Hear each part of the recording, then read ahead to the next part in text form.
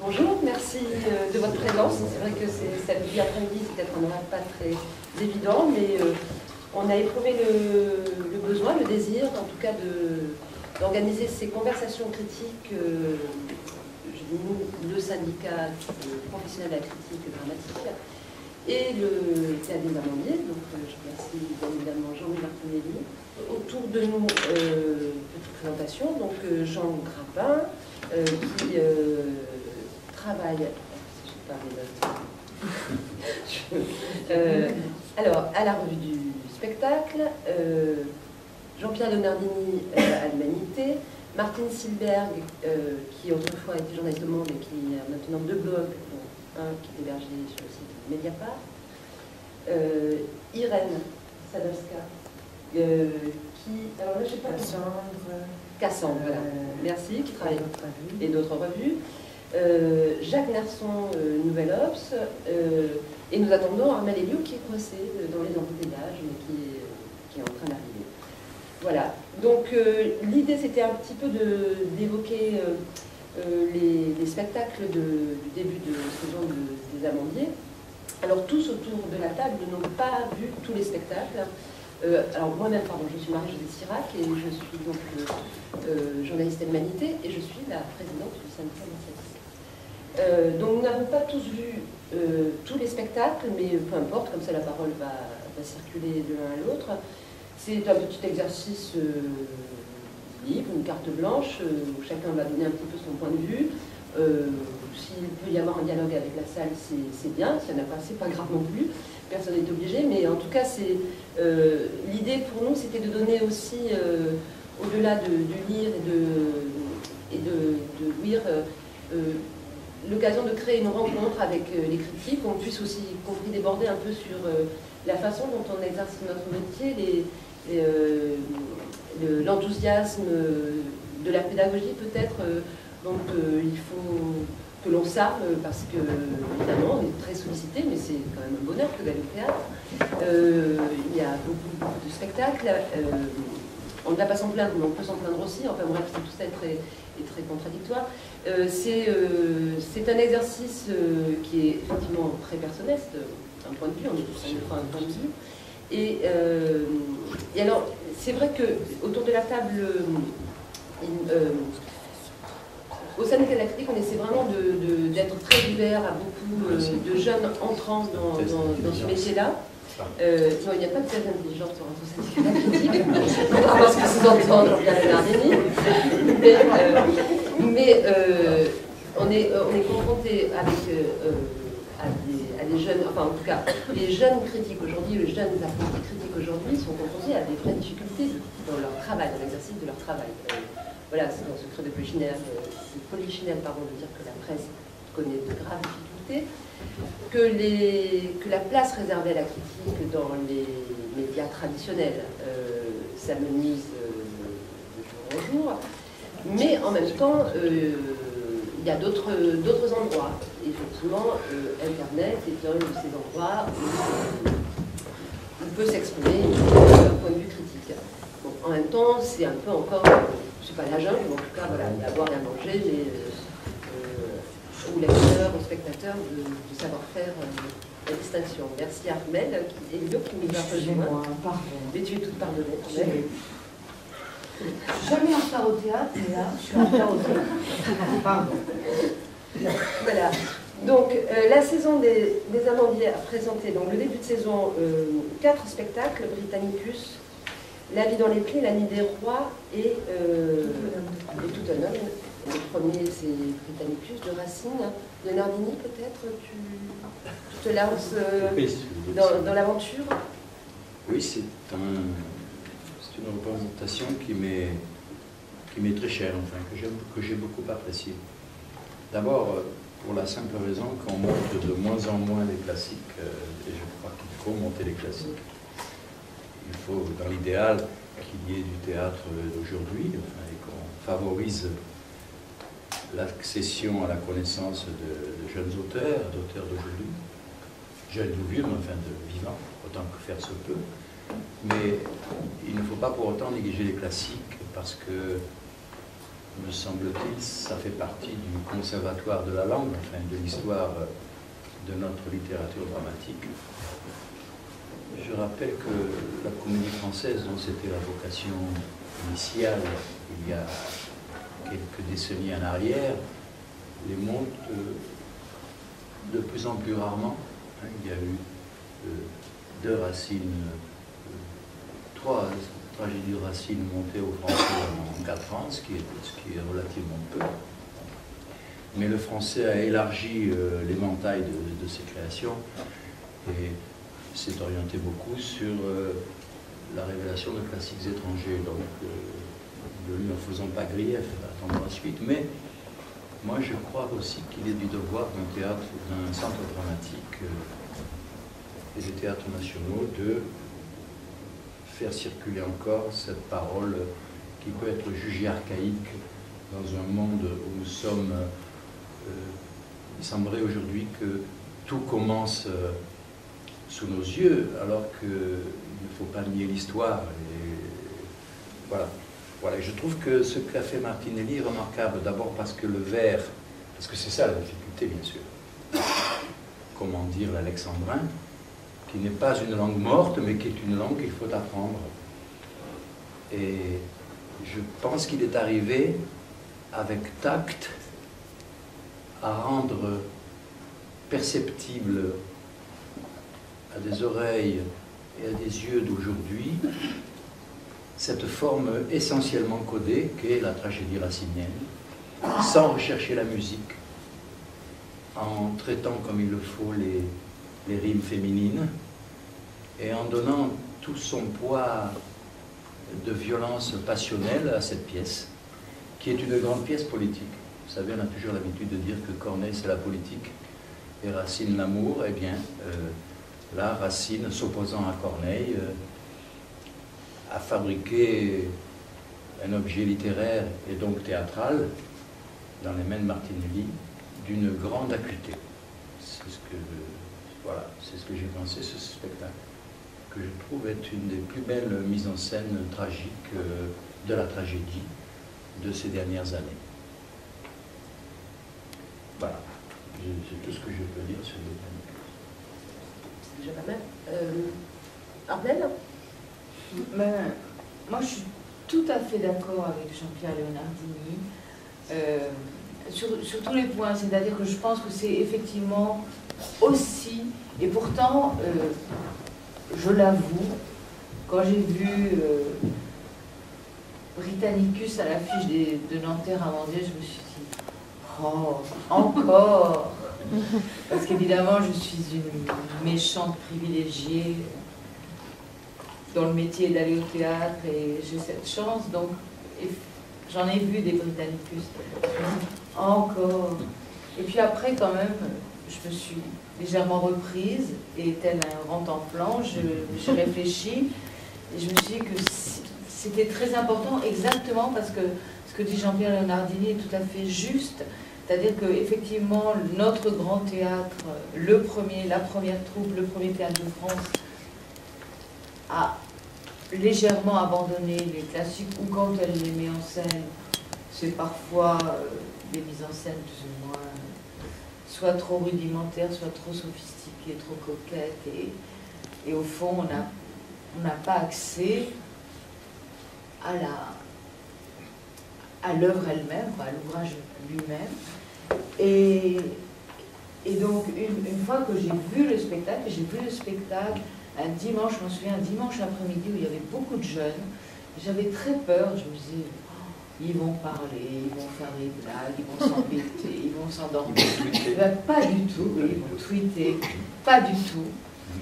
Ils étaient, vraiment, ils ont été happés par le spectacle. Donc je pense que là, il y a un grand travail aussi, je pense ici, comme dans d'autres théâtres, mais les élèves qui viennent ne viennent pas par hasard, ils sont préparés, leurs professeurs leur parlent, les comédiens de Nanterre travaillent avec les établissements scolaires des environs, et c'est très important. Et donc, voilà, c'est les grands discours sur la formation artistique, et ben voilà, ils sont là vivants. Des jeunes peuvent avoir accès à un grand classique, grande grande tragédie classique. Et moi, c'est vrai, je suis comme Jean-Pierre. Je sais qu'il y a à cette table un de mes amis qui ne partage pas du tout mon point de vue, mais il s'exprimera. Et donc, mais c'est intéressant aussi, puisque avec tout notre amour du théâtre, notre habitude d'aller au théâtre, notre connaissance des mises en scène, moi j'ai adhéré totalement au travail de Jean-Louis Martinelli, au travail des comédiens, et d'autres passeurs, hein, puisqu'on fait le métier d'essayer de transmettre et l'amour et le sens du théâtre au public et aux jeunes en particulier. Ben voilà, il y a, tout à l'heure vous l'entendrez, ou tout de suite vous allez l'entendre, on peut ne pas être d'accord. Moi j'ai aimé beaucoup ce spectacle, j'ai adhéré totalement, j'ai entendu, comme le dit Jean-Pierre Leonardini, l'alexandrin d'une façon extrêmement respectueuse des règles métriques et en même temps comme une langue naturelle et accessible. Et puis voilà, c'est une pièce magnifique, et extrêmement bien interprétée dans cette production de Jean-Louis Martinelli. Voilà. Bon, je suppose que c'est Jacques, je n'étais absolument pas d'accord. On a mis du masque et la plume. Non, mais ce que je veux dire d'abord, je voudrais commencer par un petit hommage à Martinelli, chez qui nous nous trouvons, justement de permettre ce débat en sachant que certains d'entre nous n'ont pas apprécié son travail. C'est quelqu'un, Jean-Louis Martinelli, que j'admire beaucoup, pour qui j'ai énormément de respect, et qui a monté des pièces de Racine de façon merveilleuse, notamment on se souvient de l'Andromaque, qui reste pour moi absolument ineffaçable. Là, ce coup-ci, non, je n'ai pas marché. Pourquoi je n'ai pas marché? Je crois essentiellement parce que je ne suis pas d'accord avec le Néron proposé. C'est-à-dire que Jean-Pierre a parlé à juste titre d'une pièce politique, c'est vrai, au-delà de la déclamation juste du vers, etc., il y a une pièce de théâtre, c'est-à-dire une histoire et une histoire politique. Et cette histoire politique, c'est une prise de pouvoir. On ne peut pas ne pas penser à la prise de pouvoir de Louis XIV, qui s'est émancipé assez brutalement, à 20 ans, de sa mère et de la tutelle d'un ministre comme Mazarin, etc. Enfin, il a tendu la mort de Mazarin, mais il n'a pas repris de tuteur comparable, il n'a plus jamais voulu d'ailleurs de Premier ministre.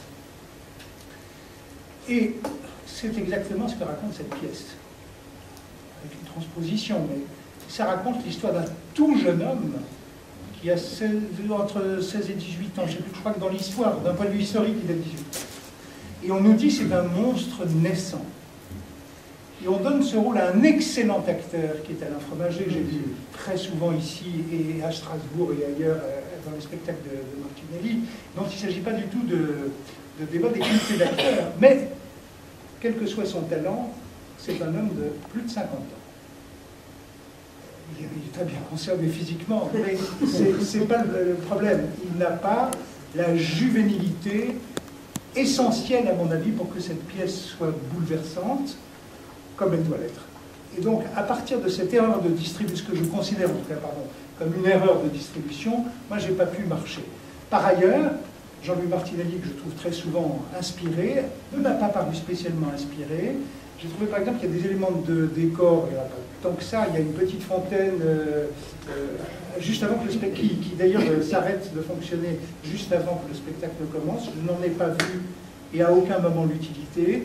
Il y a ce qu'on appelle une tournette, un plateau tournant qui tourne très lentement pendant une grande partie du spectacle. Je n'en ai pas perçu non plus l'utilité. Très bizarrement, c'est assez rare parce que Martinelli est quelqu'un qui réfléchit beaucoup à ce qu'il fait. Je ne sais pas, quelqu'un qui utilise des accessoires inconsidérément. Mais là, je n'ai pas senti le lien avec le spectacle. Il y a une Agrippine qui aurait pu être Anne Benoît, qui aurait pu être magnifique, qui est une magnifique actrice, mais à qui il manque un partenaire, à qui, à mon avis, il manque un Néron, et un Néron de 18 ans maximum, pour que d'ailleurs l'inceste fonctionne bien. Enfin bon, en tout cas, le fantôme d'inceste qui plane au-dessus de cette pièce. Voilà. Donc, oui, c'est vrai que ce n'est pas un spectacle que je considère du tout comme réussi par le monde. Juste rajouter un petit mot, c'est à la fois en complément des compliments, puis en même temps je comprends parfaitement le point de vue, sachant que dans cette pièce de Racine, il y a quand même un auteur au départ qui est Tacite, et que dans les textes tacites, il y a des moments de pure comédie.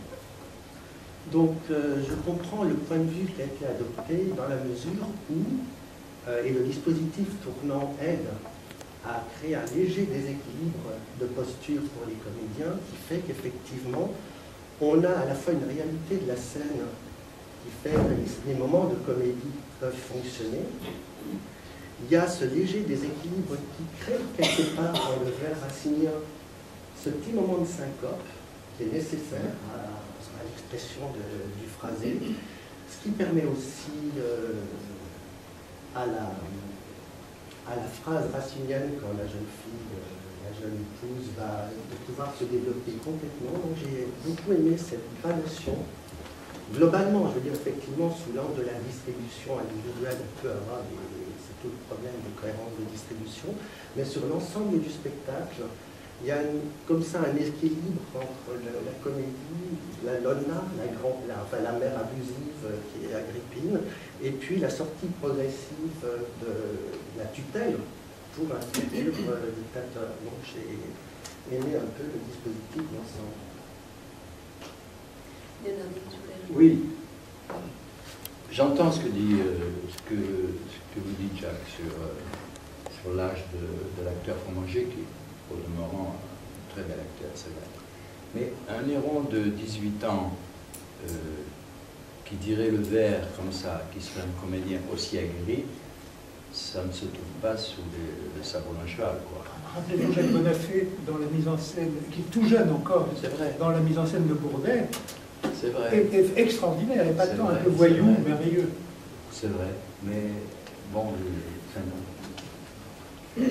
en revanche, sur le décor, c'est pas une petite fontaine. Au début, il est indiqué chez Racine, il y a un orage, ça commence par un orage, et cette petite, ce que vous appelez petite fontaine, Jacques, c'est ce qu'on appelle un triclinium dans la maison romaine qui permet de recueillir l'eau. Alors, voilà, quoi, je suis pas d'accord, j'aime beaucoup ce spectacle. Écoutez, il faut en installer une chez vous, très bien. Oui, d'accord, voilà. C'est tout ce que je voulais dire. Dans la salle, quelqu'un veut donner son point de vue par rapport au triclinium, comme vous disiez, en fait, Martinelli a mis en scène 3 pièces de Racine. Et il y a un rappel de ce rond dans Bérénice déjà. On le voit dans les photos exposées. Oui, c'est vrai. Et donc, je pense qu'à travers ça, il y a un rappel sur les trois périodes. Oui, mais là, nous sommes dans le domaine de l'autocitation. Enfin, non, mais c'est il a raison, ça existe. Déjà, je ne sais pas, mais comme au départ, il disait qu'il ne s'intéressait pas trop, puis d'un seul coup, il s'est décidé à l'énergie. Et là, moi j'ai beaucoup aimé, on voit la conquête du pouvoir aussi. Et la comparaison justement dans cette pièce, la conquête du pouvoir et aussi la conquête de l'amour. Il y a une comparaison, voilà. Et moi j'ai beaucoup aimé.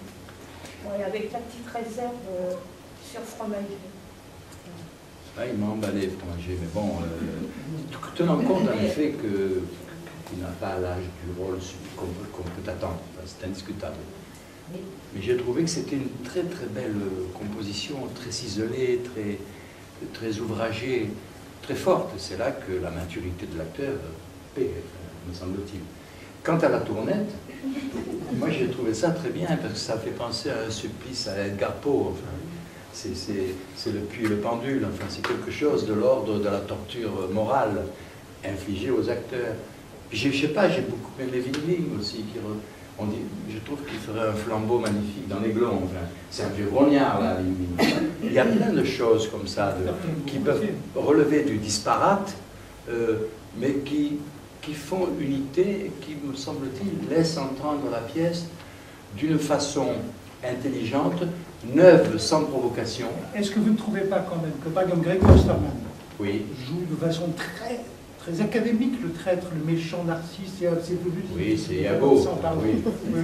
Enfin bon, on ne va pas lui mettre une cape noire quand même, on a compris que c'était un traître. Est-ce qu'un traître doit avoir l'air d'un traître? Moi je ne pense pas. Les vrais traîtres sont des gens qui ont des gueules d'honnêtes gens, sinon personne ne se laisse savoir. Non, moi j'en connais qui ont des vrais bon. Et même dans la vraie vie, certains portent leur non, mais je voulais technique juste comme dire aller que au milieu de la foule. c'est pour reprendre par rapport aux acteurs, ce que je trouvais en fait qui était gênant, c'était plus qu'en soi l'âge de Fromager, par rapport aussi à Britannicus, c'est-à-dire que du coup, c'est ça que je trouvais qui n'était pas juste. Parce qu'à la limite, c'est vrai que ça aurait été plus joli, un Néron plus intéressant, un Néron. Mais peut-être que nous on le connaît bien, peut-être que je sais pas, le public qui connaît moins Fromager, peut-être qu'il ne fait pas si. D'abord, il ne fait pas ses 50 ans, mais bon. Mais c'était surtout par rapport à Britannicus. Parce que du coup, Britannicus, qui était en plus. Bon, moi je vais un peu un souci sur Britannicus. C'est un acteur que j'aime bien, mais là je trouve que. Un peu en dessous. C'est pas bien son truc, quoi. C'est juste. Et je trouve qu'avec. Du coup, tout d'un coup, il était un petit garçon par rapport à un Néron très adulte. Enfin, vraiment.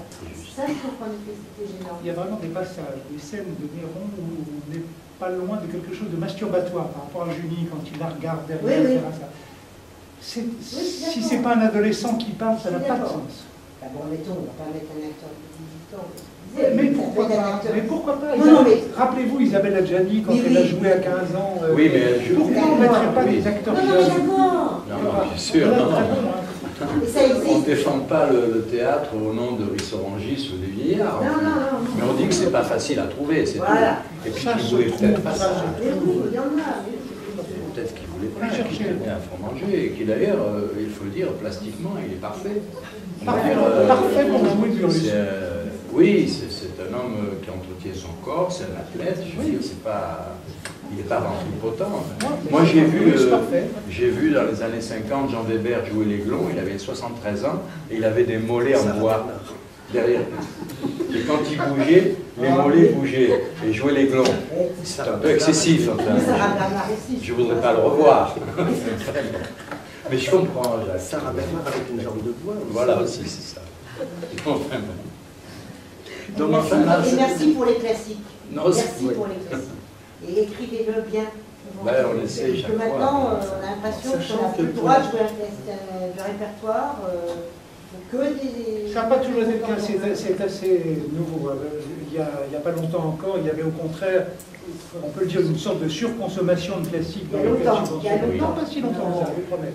Ça s'est arrêté à Planchon Vitesse, montait très souvent les classiques. C'était Planchon Vitesse. Oui, c'était le cahier des charges, tout à fait. Ça faisait partie de la mission. Il a fallu même que la direction du théâtre donne un nombre minimum de créations de textes contemporains, parce que sinon les metteurs en scène dans les théâtres nationaux n'en montaient pas. Ils se mesuraient sur les classiques, bien sûr. Et certains trichaient, d'ailleurs j'ai déjà vu comme ça un metteur en scène qui avait signé Maison de poupée de son nom, d'après. Ah oui, ça d'après. Ça faisait une création. Oui, bien sûr, bien sûr.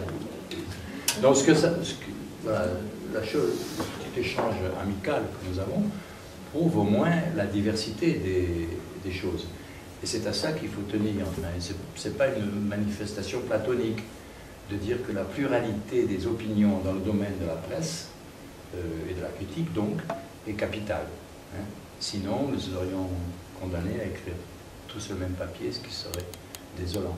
Déjà qu'on n'est pas beaucoup lu, si en plus on écrit tous pareil, c'est la faillite totale, quoi. Hein. Bien. On va peut-être évoquer autre chose sur Britannicus ou pas, non? Alors, la vie dans les plis, donc d'après les œuvres d'Henri Michaud, beaucoup d'extraits dans l'œuvre Protéiforme de Michaud, conception et mise en scène de Blandine Sartier et Thierry Roisin. Alors nous sommes très peu nombreux en revanche à l'avoir vu. Je pense qu'il y a bah oui, parce que je crois que tu es la seule. Ah, et Jean, formidable. Ce sera contradictoire. Ah, bon, tant mieux. Moi, je trouve ça Pourtant, j'aimais pas mal de spectacles que j'ai vus ici, et surtout au début de la saison. Je trouve que Michaud, la vie dans les plis, c'est quelque chose de catastrophique. Pourquoi? Parce que je trouve que c'est une mise en scène, un spectacle qui va tout à fait à l'encontre de ce qu'elle il fait tout à fait le contraire de ce que c'est son objet, c'est-à-dire l'univers et l'écriture, le texte de Michaud. Pour moi, le texte de Michaud, c'est quelque chose d'intime, c'est quelque chose qui se dit presque en chuchotant à l'oreille de quelqu'un. Et là, cette façon de le dire, en plus les acteurs sonorisés, en plus cette musique qui est vraiment assourdissante, qui fait que parfois même les acteurs ayant le micro, on n'entend rien, on a vraiment du mal, de temps en temps on repêche quelques mots, et puis aussi les images qui vraiment étouffent ces textes, ces décors qui étouffent, qui est un lieu de passage, c'est-à-dire une espèce de hall de gare. Et donc, je ne sais pas, est-ce qu'on va mettre le hall des gares pour représenter en attendant Godot? Parce que c'est aussi un lieu de passage, c'est un chemin, pourquoi pas un hall de gare? Mais ça n'a aucun sens, ça n'apporte rien.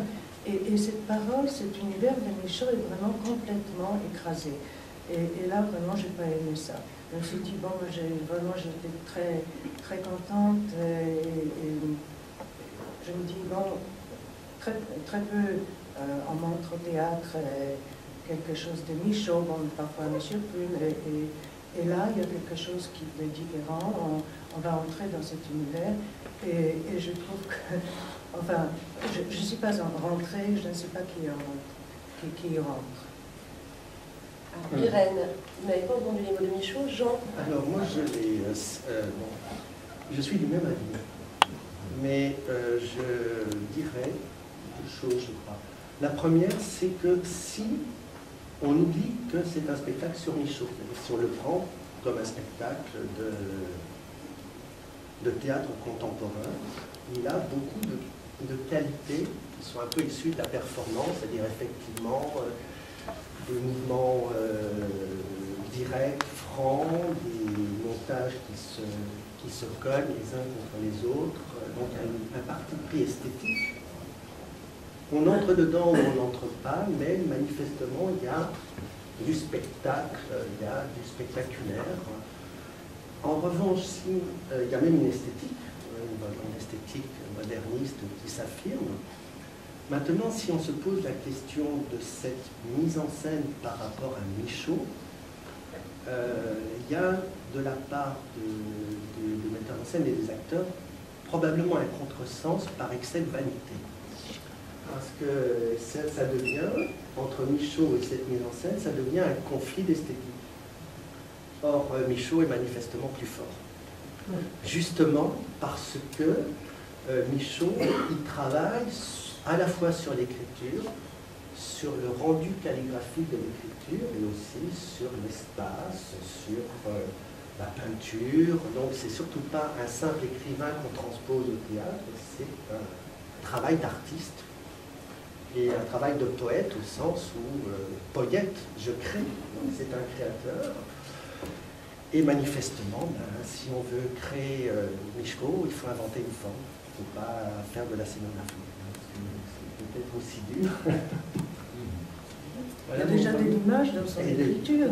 Alors pourquoi surajouter En revanche, je pense que les spectateurs qui ne connaissent pas Michaud et qui sont confrontés à ce type de théâtre peuvent avoir envie de découvrir. Et donc dans ce cas-là, il y a une partie du travail théâtral qui est fait. Je n'interviens pas sur Michaud, je n'ai pas vu le spectacle, mais ce que dit Jean me donne à penser que de plus en plus nous avons affaire à des représentations d'œuvres théâtrales inspirées par la littérature. Alors, il y a à ça plusieurs explications. La première, la plus vulgaire, serait que les gens ne lisant pas, on va lire à leur place sur le plateau. C'est possible. lisant moins, je veux dire. Alors il y a de grands exemples, hein, le Polonais Lupa a fait des choses admirables avec Dostoïevski, Ainsi parlait Zarathustra, en théâtre, enfin. Hein. Voilà, il y a beaucoup une irruption du romanesque et du poétique, enfin de l'écriture poétique sur le plateau. Alors, ça traduit aussi peut-être une certaine désaffection des gens de théâtre pour le texte de théâtre proprement dit. C'est une des questions qui se pose dans le contemporain, comme on dit, qui a été, le théâtre a été vacciné ou a été contaminé, et là non, je ne dis pas contaminé, mais a eu beaucoup à prendre dans l'art du geste, enfin avec la danse. Hein. On est dans des actes pluridisciplinaires, transversaux, parallèles, perpendiculaires, qui se rejoignent ou pas. On est dans un grand mélange des genres où la performance intervient beaucoup. Nous sommes là dans un moment qu'un auteur allemand a appelé le post-dramatique. Enfin, on est dans le post-tout, le post-moderne, post-dramatique, post-historique. Donc, je comprends que de jeunes compagnies s'attachent à ça. Enfin, un coup de cœur pour le texte d'un grand poète, et après on interprète tout à fait librement, peut-être sans doute en s'éloignant de la parole elle-même, enfin, en ne cherchant pas un équivalent. On a eu un exemple de ça il y a quelques années à Avignon, lorsque Frédéric Fisbach s'est attaqué à René Char, enfin, s'est attaqué violemment. C'est-à-dire qu'il a pris René Char comme prétexte à une suite de performances dans des petites loges individuelles où des gens se disputaient, se déshabillaient, vivaient leur vie quotidienne, ce qui n'a rien à voir avec la grande poésie minérale et métaphysique de René Char. Donc là, on est forcé de se dire, lorsqu'on aime la littérature elle-même ou la poésie elle-même dans l'imprimé, qu'il y a parfois abus de pouvoir, ou en tout cas qu'on ne peut pas partager ces visions excessives et tonitruantes, dès lors qu'il s'agit de paroles, la plupart du temps, nées du silence, hein, pour le poète, et de l'intimité d'une pensée, d'une conscience. C'est pas facile. Et c'est une des difficultés, je crois, auxquelles nous sommes confrontés, nous, critiques, gens censés cultiver autant que faire se peut, hein, qui devons quand même avoir des idées sur à peu près tout, ce qui est terrible, hein, et on fait comme on peut. Hein. Et il y a là des formes neuves qui nous interrogent, qui nous harcèlent, qui nous irritent. Et la question pour nous se pose de comment parler de ça, comment traiter de ça et comment le critiquer. C'est-à-dire comment donner un point de vue, comment acquiescer ou ne pas s'acquiescer à ça et trouver les arguments pour essayer de convaincre le lecteur éventuel. Hein. Ben c'est toute la difficulté de ce métier depuis, disons, une quinzaine ou une vingtaine d'années. Avant, nous parlions d'un texte mis en scène et de théâtre, dans lequel n'intervenait pas la vidéo, la danse, les projections, les effets spéciaux, hein, les postures du corps extravagantes. Au mieux, nous avions affaire à l'héritage de Jouvet, enfin, le grand acteur. Aujourd'hui, non. Aujourd'hui, nous avons tout à la fois. Nous avons la nudité, nous avons l'hystérie posée en performance, nous avons l'acrobatie, la danse. Tout ça peut intervenir sur un canevas à l'origine dramatique. D'où la difficulté et d'où la grande querelle qui a secoué Avignon en 2005, je crois, hein, à propos, autour surtout de la personnalité de Yann Fabre. Voilà, ça fait partie des choses qui nous harcèlent, enfin, qui nous tarabustent, et auxquelles nous devons répondre avec les moyens du bord, c'est-à-dire celle de la compréhension, de l'intelligence et du pouvoir de conviction d'une personne qui écrit sur le spectacle et qui doit retranscrire ses sentiments, ses émotions et sa réflexion à l'adresse d'un public lui-même perturbé, en état d'interrogation. Voilà. La question est ouverte. Hein. C'est pas, je ne tranche pas là. Je crois qu'on ne peut pas trancher. Pardon, je propose de poursuivre parce que c'est effectivement des questions auxquelles nous sommes confrontés. Je voudrais ajouter quelque chose. Alors, d'abord, Thierry Voisin, c'est pas une jeune compagnie. Il y a d'autres metteurs en scène qui ne sont pas forcément tout jeunes, qui recourent à ce genre de langage scénique. Et c'est pas toujours mal à propos.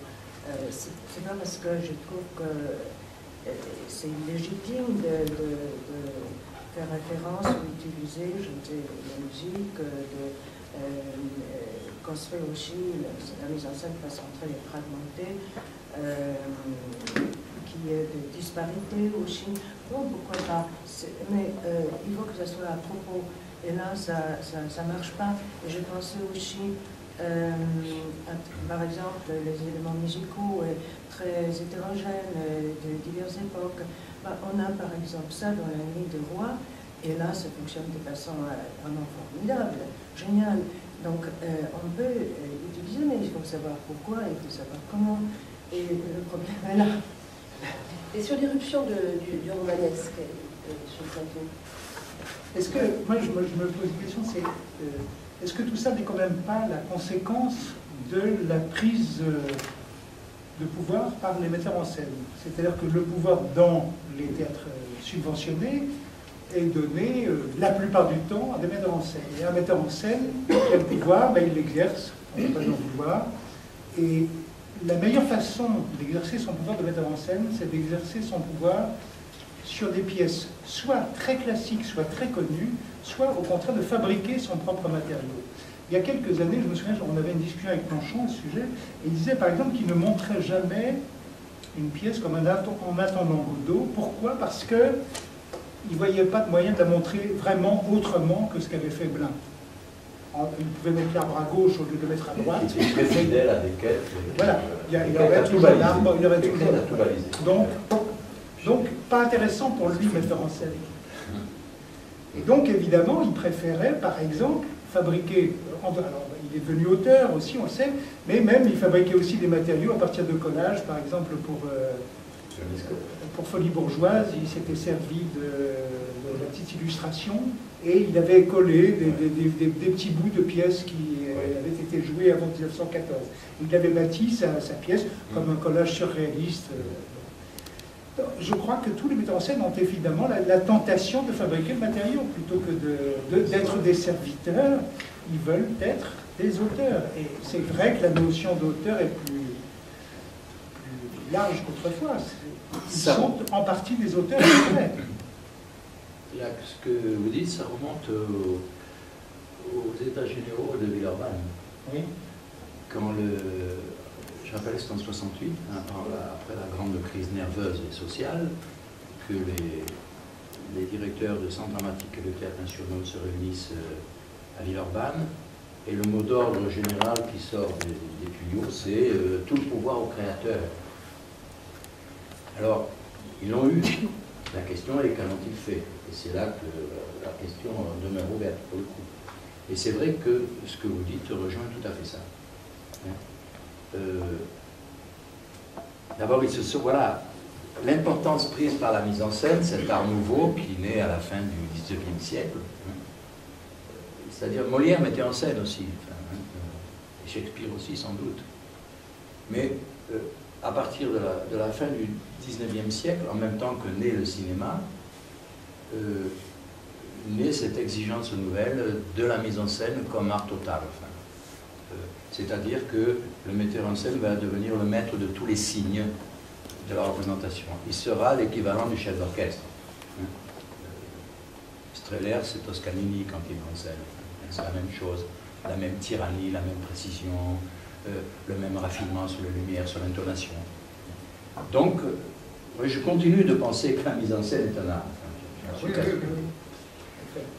Mais il y a aussi une façon de mettre en scène qui consiste à mettre sa signature sans fin au bas du tableau. C'est indiscutable. Ça arrive à de très grands artistes. Patrice Chéreau, par exemple, n'a jamais cessé de mettre sa signature au bas du tableau, et les tableaux étaient admirables. C'est très compliqué, ça. C'est une chose sur laquelle on doit s'avancer à pas de loup, parce que c'est très compliqué. C'est aussi une question de pouvoir. Si on pense que les metteurs en scène ont fauté, ont péché, donnons le théâtre à des administrateurs. Il peut y avoir de très grands administrateurs. Hein. Il y a de très grands commis de direction de théâtre, qui facilitent l'art des autres. Mais c'est la question qui se pose, je crois, au gouvernement actuel et qui va se poser au gouvernement à venir. Est-ce que les grandes maisons de théâtre doivent être confiées à des metteurs en scène? Toujours. C'est une vraie question et je pense qu'ils y pensent en ce moment d'ailleurs. Mais il ne faut pas que ça se fasse au détriment de l'acte de création. Enfin. Il ne faut pas que ce soit une façon de surveiller les artistes qui, je l'admets volontiers, se sont parfois livrés à des excès de pouvoir ou même à des abus dans l'ordre économique. Quand Strehler avait fait construire un décor qui ne lui plaisait pas, il disait j'en veux un autre, il en refaisait un. Évidemment, ça coûtait cher. Hein. Mais c'est encore une autre question qui se pose.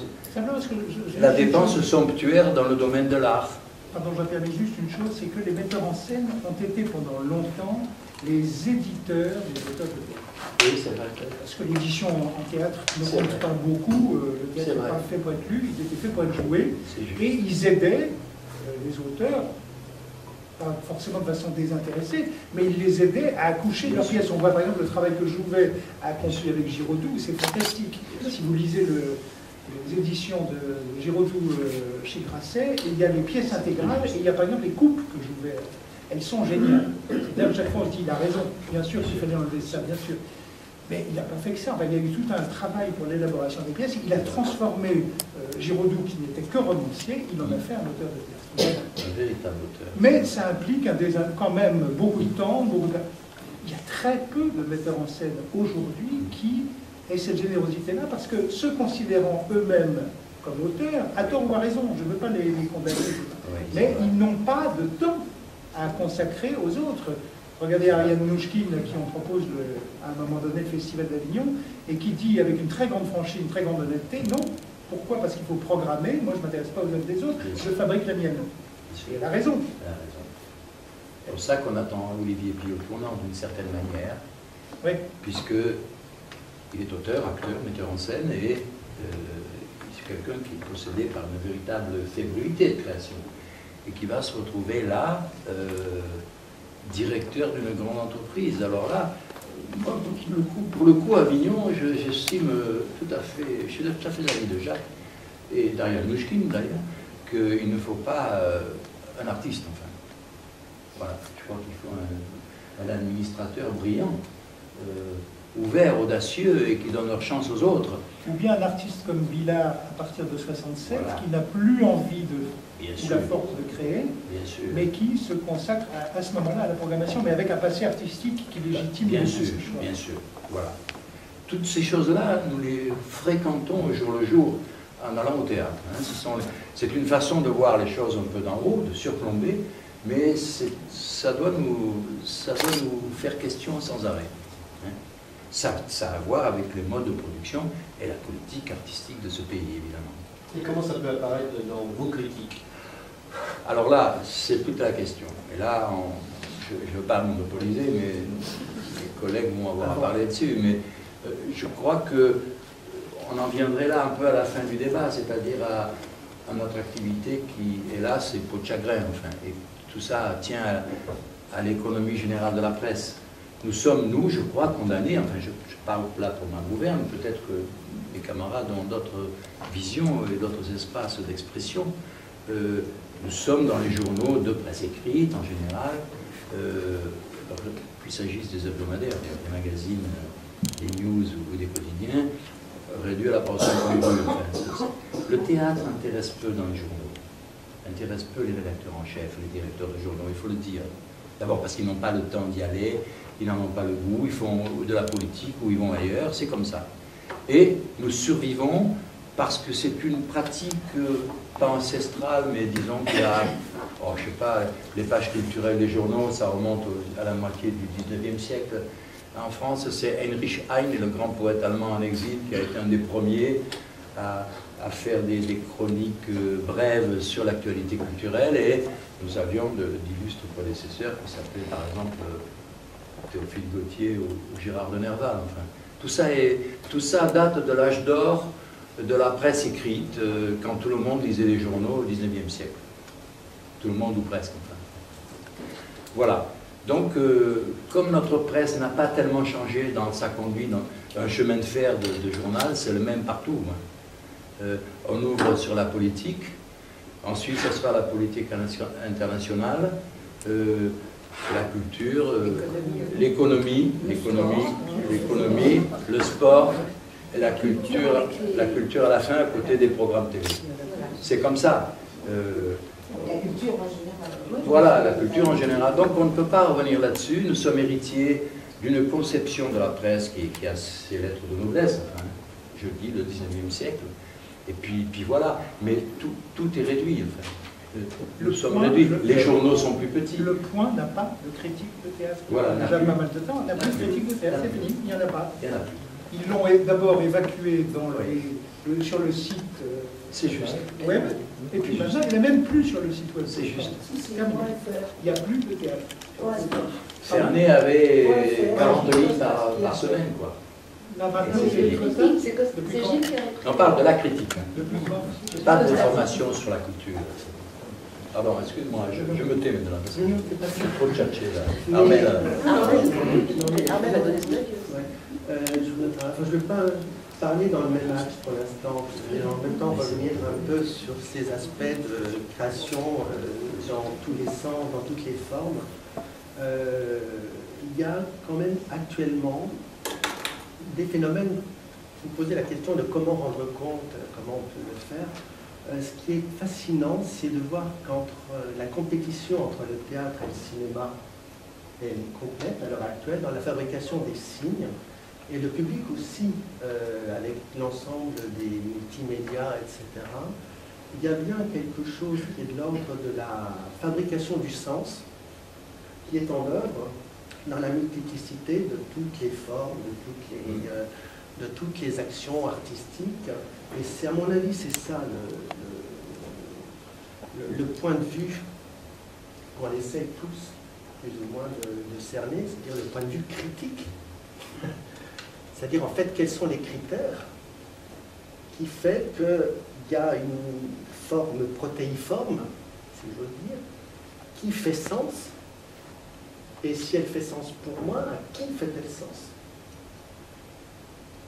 Qu'est-ce qui, dans ces différentes formes, fait que se fabrique par cette machine nouvelle, qui est la machine à la fois en 3 dimensions réelle, qui est celle de la cage de scène, du théâtre, de cette machine qui est la machine virtuelle, j'aime pas le terme, mais c'est comme ça que les Anglais nous ont imposé le virtual, qui est en fait le retour d'un imaginaire. Comment tout ça, ça s'articule? Quel est en fait le point du spectacle qui fait que le rapport scène-public devient quelque part une utopie commune? C'est celle aussi qui a toujours été celle du théâtre, c'est la petite république des lettres. Il y a à l'évidence entre la scène et la salle, entre l'acteur et le public, une chose en commun, une res publica, un pot commun qui fait que ça fait sens. Et je pense qu'actuellement, on est vraiment à la recherche de ce point de vue-là, de ce point-là. Point focal. Je vais juste intervenir 2 minutes parce que donc j'étais au Monde et puis je suis partie avec un plan social. Et donc, je me suis dit qu'est-ce que je vais faire. Et j'ai donc ouvert un blog le lendemain matin. Et ce que je voulais voir, c'était justement bon, Armel, elle connaît comment fait marcher les blogs. Alors moi, l'intérêt que j'ai, c'est que je n'appartiens plus à personne, j'ai pas de chef, j'ai pas de... Je fais ce que je veux, voilà, personne... Non, c'est dangereux aussi parce que personne ne relit, si je laisse passer une faute d'orthographe. Heureusement, j'ai un mari qui revient, mais je veux dire, on est aussi sur la corde raide, hein, quand on n'a pas de chef. J'ai beaucoup dit du mal des chefs toute ma vie, et quand on n'en a plus, on est quand même sur le... C'est pur, quoi, on est tous... Donc, mais l'intérêt des blogs, enfin, ce que je voulais dire, c'est pas forcément parler du mien, c'est qu'en faisant un, j'ai commencé à lire ceux des autres. Donc j'ai commencé par lire des blogs littéraires. Alors des blogs littéraires, il y a quelqu'un qui avait fait une recension l'année dernière, il y en avait 700 à peu près. Là-dessus, il y en avait 15 de lisibles, pour moi en tout cas, parce que les autres, c'était beaucoup des gens qui ne sont pas publiés, qui en fait écrivent, et c'est une façon de s'épancher, d'exister, de se faire lire peut-être par d'autres gens, et peut-être d'espérer qu'un éditeur tombe dessus, j'en sais rien. En théâtre, il y en a beaucoup, beaucoup moins. Moi, je crois qu'il y en a une trentaine, en tout cas à Paris. J'en connais quelques-uns aussi en province, ce qui pour moi est intéressant, parce que comme j'y vais pas, je vois aussi comment les gens prennent les choses là-bas. Et sur le théâtre, je trouve que quand même, le niveau est nettement plus intéressant que sur les blogs littéraires. Alors, il y en a qui ne sont pas très bien écrits, qui sont un peu confus, parce que malheureusement, le journaliste, c'est un métier, et si on n'a pas appris, on ne fait pas forcément tout bien. Je sais que j'ai donné des coups de main à 2 ou 3 personnes, et quand ils ont vu revenir leur copie, ils étaient un peu angoissés, parce que je crois que j'avais mis du truc partout, du stabilo par mail, c'est un peu difficile, mais en tout cas, je ne corrige pas, moi je pose des questions, en disant est-ce que vraiment ce paragraphe doit être là, voilà. Mais quand même, donc il y a des gens, j'allais dire normaux, qui ne sont pas critiques, qui considèrent qu'ils peuvent être critiques. C'est un vieux débat qu'on a aussi, hein, surtout au cinéma, moins au théâtre parce qu'il y a moins de concurrence, mais au cinéma, tout le monde est critique de cinéma. Sont des gens normaux. Mais on n'est pas ressenti toujours comme des gens normaux. Et c'est pareil en sport, tout le monde est critique de sport. Donc c'est, voilà. Donc ce que je vais dire, c'est ça, c'est que le théâtre, pour moi, a suscité quand même des espèces de vocations, de critiques qui ne sont pas du tout des gens prétentieux. Hein. Ce n'est pas des gens qui disent... Ah, il y en a une, par exemple, qui fait un truc que je trouve très mignon, et en plus c'est bien foutu en dessous, où elle dit « Allez-y si vous aimez ceci ou cela, n'y allez pas si vous n'aimez pas ceci ou cela. » c'est un vrai système. Je veux dire, et ce qu'elle dit en dessous est tout à fait intéressant. Et en plus, je veux dire, c'est comme, je ne sais pas, les petits programmes de Télérama ou les Étoiles du Monde. Je veux dire, moi, je ne le ferai pas, mais je veux dire, c'est un système. C'est un truc comme ça. Voilà, donc je vais juste intervenir là-dessus, dire que c'est vrai que dans les journaux, c'est une catastrophe. Je veux dire, si je suis partie, c'est aussi beaucoup pour ça, parce que si on peut écrire un papier toutes les 3 semaines, c'est pas peut-être 3. Un seul suffirait même. Je ne sais pas le dire. Un seul suffirait. Peut-être qu'on peut faire intervenir un autre critère, peut-être un peu plus raffiné. C'est que, enfin pour moi en tout cas, je dis toujours, la critique c'est un genre littéraire, avant tout. C'est mon dada, j'arrête pas de le répéter dans les débats comme ça. Mais j'allais le dire, je ne l'avais pas dit. Voilà. Franchement, on ne peut pas, à mon sens, c'est pas tel ex-consommateur, enfin, sinon on fait les petites fourchettes, ou les bons hommes, ou les smileys. Voilà, les gens qui sourient ou qui font la tête, c'est pas bien, c'est pas... Ce qui compte, c'est l'exercice de la pensée dans une écriture, sur un objet qui nous échappe, enfin, qui est devant nous. C'est un travail de création sans lettres, puisque nous nous greffons sur quelque chose qui existe. Nous sommes des parasites, enfin, des lantes, des morpions peut-être. Des lichens. Hein, des lichens, des morpions sur le corps fortement sexué du théâtre. Hein. Mais c'est ça que nous sommes. Donc, il faut veiller et il faut que ce soit le mieux écrit possible avec le maximum de pensées intéressantes. Et c'est à ce prix-là, je crois, qu'on peut convaincre un lecteur supposé cultivé. C'est-à-dire que on est journaliste culturel et donc on baigne là dans ce bain culturel justement. Et il nous faut... les armes sont les armes de la conviction. Moi je lis les confrères. J'aime bien lire les autres aussi. D'abord par curiosité, puis ils voient des choses que je n'ai pas vues, des spectacles que je n'ai pas vus, et puis ils voient dans les spectacles des choses qui m'ont échappé, ou qui me sont tout à fait étrangères à première vue, auxquelles je suis imperméable. Et ça m'enrichit, ça m'étoffe. Mais bien sûr, nous sommes des spécialistes. Et un spécialiste, c'est une espèce de monstre. Parce qu'après tout, il n'est pas donné d'aller 4 ou 5 fois par semaine au théâtre à tout le monde pendant des années. C'est très étrange comme activité. C'est presque malsain, enfin. Mais on est payé pour ça. Nous sommes critiques assermentés. C'est toute la différence. Hein. C'est un métier. Nous faisons un métier de journaliste. C'est-à-dire que dans ce que nous écrivons, il y a une part d'information irrémédiable. Il y a de l'information, il faut qu'elle y soit. Et la différence avec nos confrères des autres rubriques, ou presque, je crois, c'est que nous avons le droit d'avoir une opinion critique. Peut-être que dans les journaux aujourd'hui, l'espace critique n'est plus authentique, n'est plus ou moins dévolu qu'aux rubriques culturelles. Réfléchissez. Ou peut-être au sport. Les journalistes sportifs peuvent être lyriques. C'est le seul endroit où on peut être encore lyrique, raconter des sagas d'athlètes, d'équipes de foot. Mais nous, avec cette portion congrue qui est la nôtre, quand on a encore un peu d'espace, c'est bien parce que ça permet de châtier le style. Ça permet de s'amputer les épithètes superflues, de rendre la pensée un peu plus dense. Évidemment, il y a un moment où c'est tellement court qu'on finira par faire des haïkus. Enfin, Total densité. voilà. Mais je pense que nous devons nous tirer par les cheveux pour être des critiques artistes. Je pense que c'est à ce prix-là que la presse écrite a encore un rôle à jouer. Le problème du blog, me semble-t-il, chers camarades, est différent. Justement, on est libre. On n'a pas un regard d'équipe. On n'a pas un travail d'équipe, tu l'as dit. Donc, on peut s'étendre et même se répandre. On peut aller très vite. On peut suivre l'inspiration au fil du clavier, comme ça. Et peut-être, Armelle, tu me démentiras ou pas? Je t'écoute. Bon, voilà. Je voulais dire qu'on se surveille peut-être un peu moins quand on laisse. Bon, alors, Armelle, peut-être. Oui, répondez. Il y a beaucoup de choses à dire. D'abord, c'est vrai, si Jean-Pierre Leonardini ne l'avait pas dit lui-même, j'aurais pris la parole après Martine pour dire c'est un genre littéraire. Et lorsqu'il y a 20-25 ans, j'entendais Jean-Pierre dire ça, je disais, oh, tout de même, est-ce que c'est pas un petit peu présomptueux? Ouais, il se croit. Au fond, on est là pour rendre service au lecteur, pour lui dire, ça vaut le coup. Vas-y pas. Voilà, mais il y a ça quand même dans notre travail de journaliste. Et surtout dans les quotidiens. On est beaucoup de gens de quotidiens qui avons travaillé dans les quotidiens comme Jacques.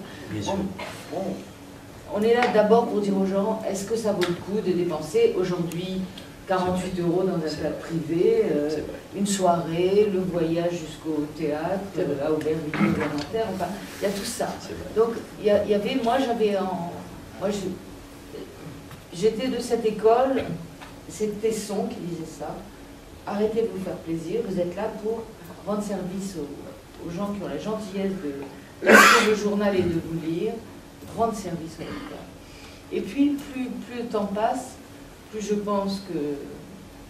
D'abord, Jean-Pierre Leonardini, enfin, je vais pas le dire devant lui, ça va être idiot, mais je vais le dire quand même devant lui. À côté. Mais c'est vrai que, pour moi, c'est quelqu'un qui a, par l'écriture, une réponse à une œuvre d'art qu'on lui présente, quelque chose, une œuvre d'art, enfin, quelque chose qui est de l'ordre de l'artistique, une mise en scène, un spectacle, avec un classique derrière, ou une œuvre contemporaine, ou un montage de texte littéraire, et il répond. Et je me souviens toujours de Ariane Mouchkine, qui elle ne prétend pas, parce qu'on a beaucoup de metteurs en scène qui disent « Oh ben moi les critiques je ne les lis jamais ».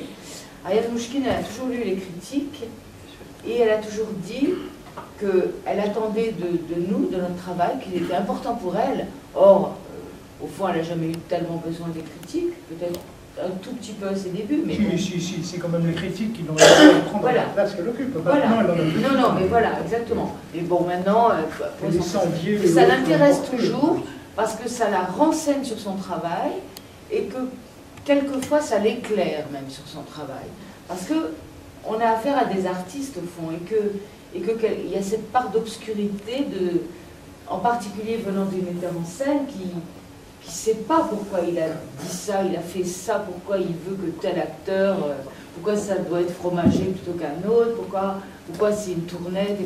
Et donc on est là aussi pour non seulement éclairer le public, et c'est pour moi la plus belle chose qu'on puisse faire, mais aussi pour au fond renseigner les artistes et dialoguer avec eux. Et ça c'est formidable. C'est juste, Armelle, mais... Pardon, j'arrête. Je fais très vite. Très vite. Et après, je vous parle avec eux. Après, je me tais parce que mais non, mais c'est bien. À qui parlons-nous? Voilà, Oui, même en peu d'espace. Je m'adresse à celui qui a vu les spectacles, mon lecteur. Oui. Qui a Ou pu qui voir ne l'a le pas spectacle. vu. À celui qui ne l'a pas vu. Et qui ne verra pas. Je m'adresse aussi à ceux qui ont fait les spectacles, ces artisans. À l'auteur, s'il est vivant, puisqu'on va quand même juger de sa parole. Aux metteurs en scène, aux acteurs, aux scénographes. Ça fait beaucoup de monde à la fois. Oui. Mais, en effet, il faut tenir compte de ça. On n'y pense plus à partir d'un moment. C'est un automatisme, quasiment. Mais en tout cas, voilà, on s'adresse à beaucoup de gens à la fois, dans la mesure où on est lu. C'est tout. Voilà. Là, moi, je voulais juste dire rapidement une chose, que je suis tout à fait d'accord avec vous, que c'est une écriture littéraire, que ça demande aussi une certaine érudition, que ça demande enfin une connaissance, voilà, et que on pense, enfin moi je pense qu'on s'adresse à un public, à des personnes qui ont une certaine culture, ou s'il y a encore des lacunes, enfin il y a des lacunes, on peut les combler. Et j'essaie de penser le mieux possible de lecteur, mais il m'est arrivé, et vraiment, il m'est arrivé que le rédacteur en chef me dit « Ah non, il faut simplifier, alors il ne faut pas remplir des références aux circonstances d'écriture de la pièce, à des choses, voilà, c'est pas l'université, etc. » Bon, je trouve aussi certains, comme certains directeurs de théâtre, considèrent que les spectateurs ne sont pas assez intelligents, qu'ils sont carrément crétins, et c'est pas la peine de développer, parce qu'il faut y aller tout simplement, enfin, voilà, on parle comme à des enfants qui ont fait à peine une école. Et donc, je suis tout à fait pas d'accord avec ces points de vue, avec tout ça, mais on écrit dans un média et on dépend de rédacteurs en chef, on dépend aussi des profils des médias, non? Et on peut développer parfois dans certaines revues, et là c'est différent. Voilà. Vous ne croyez pas qu'il y a quand même une question de place dans ce que vous dites? C'est-à-dire que dans les journaux, effectivement, la place serait facile, mais effectivement, Jean-Pierre parlait à qui on s'adresse, c'est très important. Moi, pour ma part, ça va paraître extrêmement trivial, mais je crois que la personne à qui je m'adresse, c'est à la personne qui me paie. Et c'est la personne qui me paie, c'est le lecteur. C'est lui qui achète le journal, peut-être en partie, ou une toute petite partie, parce qu'il y a une critique qui l'intéresse ou qui l'a vu, etc. Et donc, c'est à cette personne avant tout. Il se trouve que les créateurs surprennent cette conversation qui ne leur est pas destinée. Et c'est d'ailleurs pour ça que ça les blesse très souvent, parce que quand on parle à quelqu'un d'une tierce personne, on n'a pas tout à fait les mêmes précautions que si on s'adressait au créateur. Et je serais certainement moins brutal, par exemple, si je m'adressais au créateur. Mais ce n'est pas à lui que je m'adresse. Alors par ailleurs, qu'est-ce que c'est que la critique? Il y a effectivement, Jean-Pierre l'a dit, une part essentielle quand même, c'est l'information. Et c'est tout simplement dire, il y a à tel endroit une pièce qui se joue, qui est de Monsieur Temps, et qui raconte à peu près telle histoire. C'est la partie de compte-rendu. Seulement, si on donne l'information, et ce n'est pas seulement vrai pour le théâtre, si vous donnez l'information brute, il n'y a rien de plus assommant. C'est sec. Alors, qu'est-ce qu'on va mettre par-dessus? Eh bien, on va mettre de l'humeur. C'est là que je défends d'ailleurs la critique journalistique qui n'a rien à voir avec une autre critique qui est tout à fait honorable, qui est la critique universitaire, mais qui est une critique de réflexion. En général, ils ont 124 pages pour s'expliquer, c'est très bien. Mais on peut s'en nourrir, Jacques, de la critique. Bien entendu, non, mais c'est pas, je ne veux pas paraître la mépriser du tout, c'est pas le cas. Mais c'est un autre, c'est presque, on peut le dire, c'est un autre métier. Et nous sommes, par notre fonctionnaire, nous sommes des critiques d'humeur, humeur voulant dire émotion, colère, rire, tout ce qu'on veut. En tout cas, L'important, c'est qu'on arrive à faire des papiers qui ne soient pas ennuyeux, puisque l'essentiel est que l'information passe, et que la personne qui a pris l'article, qui a commencé à le lire, le termine. Ça, si on y arrive, on a gagné. Et on s'adresse aussi, ne l'oublions pas, c'est vrai, à des gens qui ne vont pas au théâtre, mais qui ont besoin de savoir ce qui s'y passe. C'est vrai. Mon père, en province, lisait tous les matins, avec beaucoup d'attention, la critique de Paul Delpech dans Le Monde, parce qu'il voulait savoir ce qui se passait à Paris. Il voyait une pièce sur les 300 qui étaient chroniquées dans l'année. Mais c'était important, on savait quels étaient les débats, de quoi parle-t-on en ce moment au théâtre. Et ça, il voulait le savoir. Moi, je suis tout à fait heureux d'entendre ce terme d'humeur dans ce sens large, qui est celui de l'humilité. Et je sais qu'une critique est réussie lorsqu'elle peut transmettre une émotion, un plaisir, d'une certaine manière, à une personne dont on sait qu'elle ne le verra jamais, le spectacle. Je crois que c'est ça le plus important, c'est-à-dire en fait on transmet un plaisir qui permet de relier un acte artistique à un rêve, qui est celui du lecteur. Et là, on sait que la critique, pour répondre à votre question très précisément, on sait que la critique a réussi à ce moment-là lorsqu'il y a le trait d'humeur entre le créateur et le lecteur qui ne peut que rêver ce dont on lui parle. Armel, peut-être parce qu'on est parti de Michaud. Oui, donc on est parti très loin, mais je trouve que très intéressante cette conversation. Peut-être Armel. Oui, absolument. Il nous reste encore 2 autres spectacles à aborder. Armel, tu voulais dire sur les blogs? Non, sur les blogs, parce que moi j'ai un blog, mais qui dépend du Figaro. Un blog qu'on a ouvert pour moi sans que je le demande, et c'était pour, comme je dis souvent, pour me mettre au bloc. J'ai fait tout ce qu'on me disait de ne pas faire, c'est-à-dire j'ai fait comme je pouvais au début. Je me suis dit, bon, quitte à avoir un blog, je vais pouvoir citer L'Homme des Lumières, La Femme des Costumes. Et au début, on m'a dit, ah là là, faut surtout pas faire ça, les gens ne lisent pas, il ne faut pas que ça dépasse la fenêtre de l'écran. Et pas du tout. Sur Internet aussi, les gens lisent, les gens se renseignent, les gens prennent du temps. Alors c'est vrai que bien écrire, comme le fait Jean-Pierre, comme le fait Jacques Nerson, c'est écrire aussi court, et que c'est vrai que dans un blog, là, on y va, quoi. Et puis on y va, et on est un peu trop long, on est un peu trop sentimental parfois, on est un peu trop je sais pas quoi, mais c'est une autre forme. Et c'est vrai que ça ne sera jamais, en tout cas, tel que moi, mon blog n'est que le complément de ce que je fais par ailleurs pour le Figaro, ça ne sera jamais ces beaux papiers critiques que je peux lire dans l'Obs de Paris, ou dans l'Humanité, ou dans d'autres journaux d'ailleurs, parce qu'il n'y a pas que nous, hein, on est là quelques-uns derrière cette table. Ce qui se passe, c'est qu'on va tous passer à ça. Voilà. C'est-à-dire que la presse écrite mourant, on va tous écrire sur Internet. Le seul problème, si on n'est pas mort avant. La seule chose dont je souffre, moi, sur Internet, c'est que finalement, vous allez sur Google, et puis vous mettez Jean-Paul Wenzel, et puis vous allez voir apparaître une dizaine, une quinzaine, une vingtaine d'articles, je ne sais pas, et là-dedans, il y aura des gens qui sont quand même, enfin moi je revendique une légitimité et une compétence que j'ai fabriquée à force d'y aller.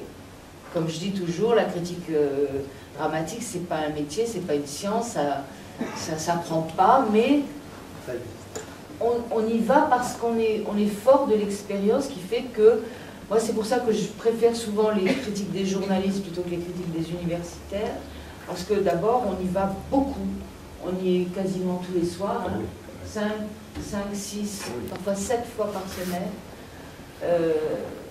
donc on sait ce qui se passe dans le monde de cet art, parce que c'est ça, un art aussi, c'est pas une expression tout d'un coup.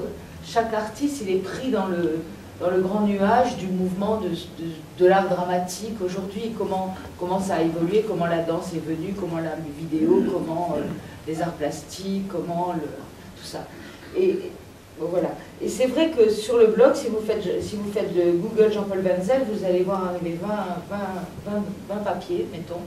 Et là-dedans, vous aurez tout. Vous aurez les gens qui sont juste gentils et qui diront « Oh, j'ai beaucoup aimé, si vous voulez, il n'y a plus de crible. Enfin, notre métier de critique, c'est être le crible, faire le crible, et maintenant, il n'y a plus ça. C'est-à-dire que tout s'équivaut, tout se... Et là, pour le lecteur, ça devient difficile. Et dans les journaux, c'est vive le regard neuf, vive les trois cœurs, les ronds bleus, et adieu la pensée et l'argumentation. Parce qu'effectivement, si on fait Google, Jean-Paul Belzel, t'as raison, on va en retrouver 15, mais on va faire son tri très très vite, parce que la qualité, tu la vois. Mais celui qui lit, qui commence à lire, j'y étais, il pleuvait, il y avait la queue de temps, il va pas continuer, c'est évident. L'autre soir, voilà. Donc je pense que le lecteur qui est intéressé par ça, il va faire son tri très très vite. Et en plus, si tu veux, quand tu vas sur Google, tu vas trouver l'article du Monde, tu vas trouver ton blog, tu vas trouver des... Bon, on a son petit panier de gens qu'on lit. Moi, j'ai mon petit panier de gens que je lis, et les autres, j'ai fait mon... Ce que je voulais juste dire quand même... Après, je vais juste finir même. Non, après, je rajoute quelque chose. Vas-y, Martine. Non, je voulais juste dire que j'écris exactement de la même façon sur mon blog que ce que j'écrivais dans le journal, parce que je suis journaliste. Oui, mais avec deux exceptions. Avec deux exceptions, c'est que moi je ne fais pas tellement plus long, enfin disons que je dois faire 3500 signes. Mais avec deux exceptions, c'est d'abord c'est moi qui mets les photos, ils n'ont pas quelqu'un qui met une photo d'un autre spectacle parce qu'il n'a pas vu, qu'il s'est trompé. C'est moi qui ai l'air du Nordou, mais là maintenant, si j'ai l'air du Nordou, c'est de ma faute.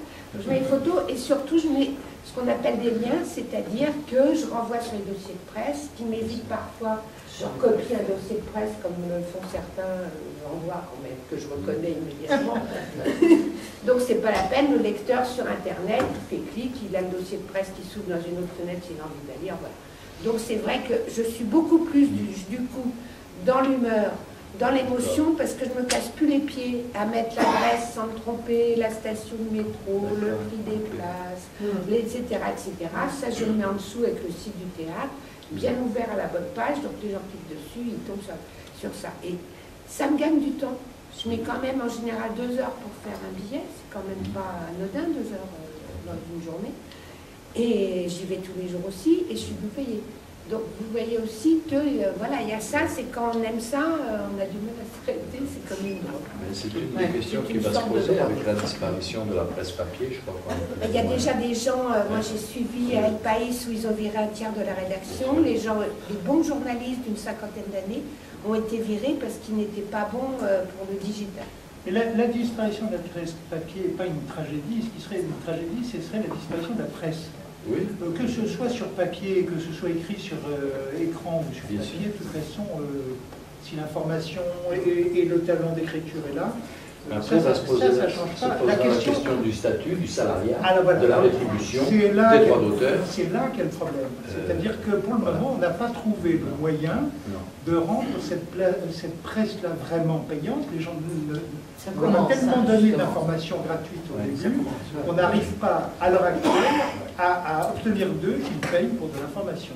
Les gens qui utilisent Internet ont l'impression que ça doit venir gratuitement, sans contrepartie. Et c'est là qu'est le problème, c'est uniquement là qu'est le problème. Les journaux eux-mêmes sont plus... Donc les journaux baissent en nombre de lecteurs considérable, mais Internet ne rapporte pas d'argent, donc il n'y a pas de relais. Et c'est là qu'est la vraie préoccupation. Autrement, pour ma part en tant que journaliste, si c'était sur écran élu, et si j'étais payé, le problème c'est aussi que moi, par exemple, c'est vrai que je m'adresse toujours au lecteur, au fond, au public potentiel, et que ma prétention, parce que je suis prétentieuse, c'est d'amener des gens au théâtre. C'est mon rêve, c'est de me dire, ah ben voilà, des gens qui n'ont jamais été au théâtre, ils vont avoir envie d'y aller. Et alors, dans un blog, évidemment, c'est pas ça, parce que qui va sur mon blog, bah, c'est le métier, quoi. Alors, c'est des comédiens, c'est des metteurs en scène, c'est les confrères journalistes. Et moi, c'est vrai que dans du papier, j'ai plus le sentiment de m'adresser à vous, quoi, qui êtes là ce soir, par exemple. Et il y a des gens que je ne connais pas, et des gens qui ne vont pas au théâtre, et qu'on va les conduire au théâtre. Quand on est au Masque et la Plume avec Jacques, j'ai souvent ce sentiment-là, parce que, comme on le sait, c'est une émission de 20 heures, les gens sont dans les embouteillages de retour de week-end, donc là-dedans, il y en a beaucoup, ils vont pas au théâtre forcément. Et je me dis, bah tiens, s'il y en a 2-3 là, tout d'un coup, qui y vont, qui auront envie, c'est ça qui me fait plaisir, moi, dans mon métier, de journaliste et de critique. Et c'est vrai qu'un blog, c'est quand même un peu fermé pour le moment. C'est un peu... Pour le moment, Armelle. Oui, bien sûr. En plus, c'est des lecteurs fidèles. Oui. Une fois qu'on a... Moi, je le vois sur le mien. Tout d'un coup, il y a des gens... J'ai un commentaire, tout d'un coup, de quelqu'un qui me dit « Ça fait 3 ans que je vous lis. » Quelqu'un qui n'avait jamais rien dit. Quelqu'un qui n'avait jamais rien dit. L'autre avantage du blog, c'est que ça ne part pas dans le... Ça part pas... C'est là pour toujours. C'est là pour toujours. Quand vous avez écrit une bêtise, si vous l'avez pas repérée, elle est là pour toujours. C'est comme un bouquin. Mais en même temps, si tu veux, les pièces tournent. Bah, sauf si tu la repères et que tu la corriges. Une pièce de théâtre, elle va tourner. Il y a eu dans le Figaro, c'est pas moi qui l'ai écrit lundi dernier, dans le Figaro imprimé, Phèdre de Corneille. Ah, j'ai dit, ah bon? Alors comme je suis sérieuse, j'ai été voir si Thomas Corneille, le petit frère, n'avait pas écrit... ben non, il n'a pas écrit Phèdre, donc il avait bien Phèdre de Racine. Ben, c'est assez. C'est-à-dire que le chef qui a relu le papier en question ne l'a pas vu, le correcteur ne l'a pas vu, le secrétaire de rédaction ne l'a pas vu, le réviseur de la mise en page ne l'a pas vu. Ça fait beaucoup de responsabilités. Donc finalement, tu peux avoir un lecteur. Non, mais ce que je voulais dire, c'est que ce qui est important sur le blog, c'est une pièce. Par exemple, vous avez vu Britannicus, vous faites ça tourne. Il y a quelqu'un qui va le voir dans 2 ans. Oui, Eh bien, il va retrouver votre critique. Ouais. Et ça, je trouve ça, non, c'est merveilleux. Ce qui est important, c'est que c'est ça un peut... vrai bonheur de se dire que, et c'est ça que j'aime moi, surtout comme commentaire, c'est des gens qui me disent « Ah, je suis tout à fait d'accord avec ce que vous avez écrit, dont je ne me souviens plus du tout, et c'est moi qui vais aller revoir, parce que c'est quelqu'un qui l'a vu 3 ans, 4 ans après, parce que ça s'est donné à Belfort, ou j'en sais rien, mais très loin de Paris. » Et ça, je trouve que le blog, là, ça vient une mine, ça vient des archives, c'est aussi important que le livre de poche. Mais aussi, surtout un journal en ligne peut avoir une matière presque infinie. Donc, il y a un gros argument qui va disparaître. Pourquoi le théâtre disparaît beaucoup des journaux? C'est parce que les directeurs de journaux, les rédacteurs en chef, estiment que c'est un événement régional. Ce n'est pas faux. C'est-à-dire qu'une pièce de théâtre se joue à Nanterre. Est-ce qu'au fond, ça intéresse le type qui est à Nice, à Marseille, à Strasbourg, etc. Donc on nous dit uniquement page régionale. Cet argument va disparaître avec les journaux en ligne, puisque, encore une fois, il n'y aura plus cette limite. Et je pense que d'ailleurs c'est une très grosse erreur de penser que les gens de Marseille ne sont pas intéressés. Alors il y a pour le théâtre aussi le fait que c'est une mémoire, la critique. Il n'y a pas de mystère. Notre collègue Thibaudat avait une jolie définition, il disait qu'on est des chasseurs d'oubli. Je trouve que l'image est juste. Parce qu'après tout, que reste-t-il du théâtre? Sauf quelques captations. Et alors, une captation visuelle, cinématographique ou télévisuelle du théâtre, c'est pas bon. Quelque chose part. Dès lors qu'on n'a plus le corps vivant, la voix, c'est autre chose. On passe, c'est de la conserve, quoi. Hein? Et ben, nous travaillons, nous, sur du vivant. Nous rendons compte du vivant. Et à ce titre-là, en effet, on peut, quelques années plus tard, rechercher quelque chose qui est la mémoire d'un vivant qui n'est plus là. Et c'est une belle activité spectrale, enfin, et c'est ce qui fait la beauté de ce métier.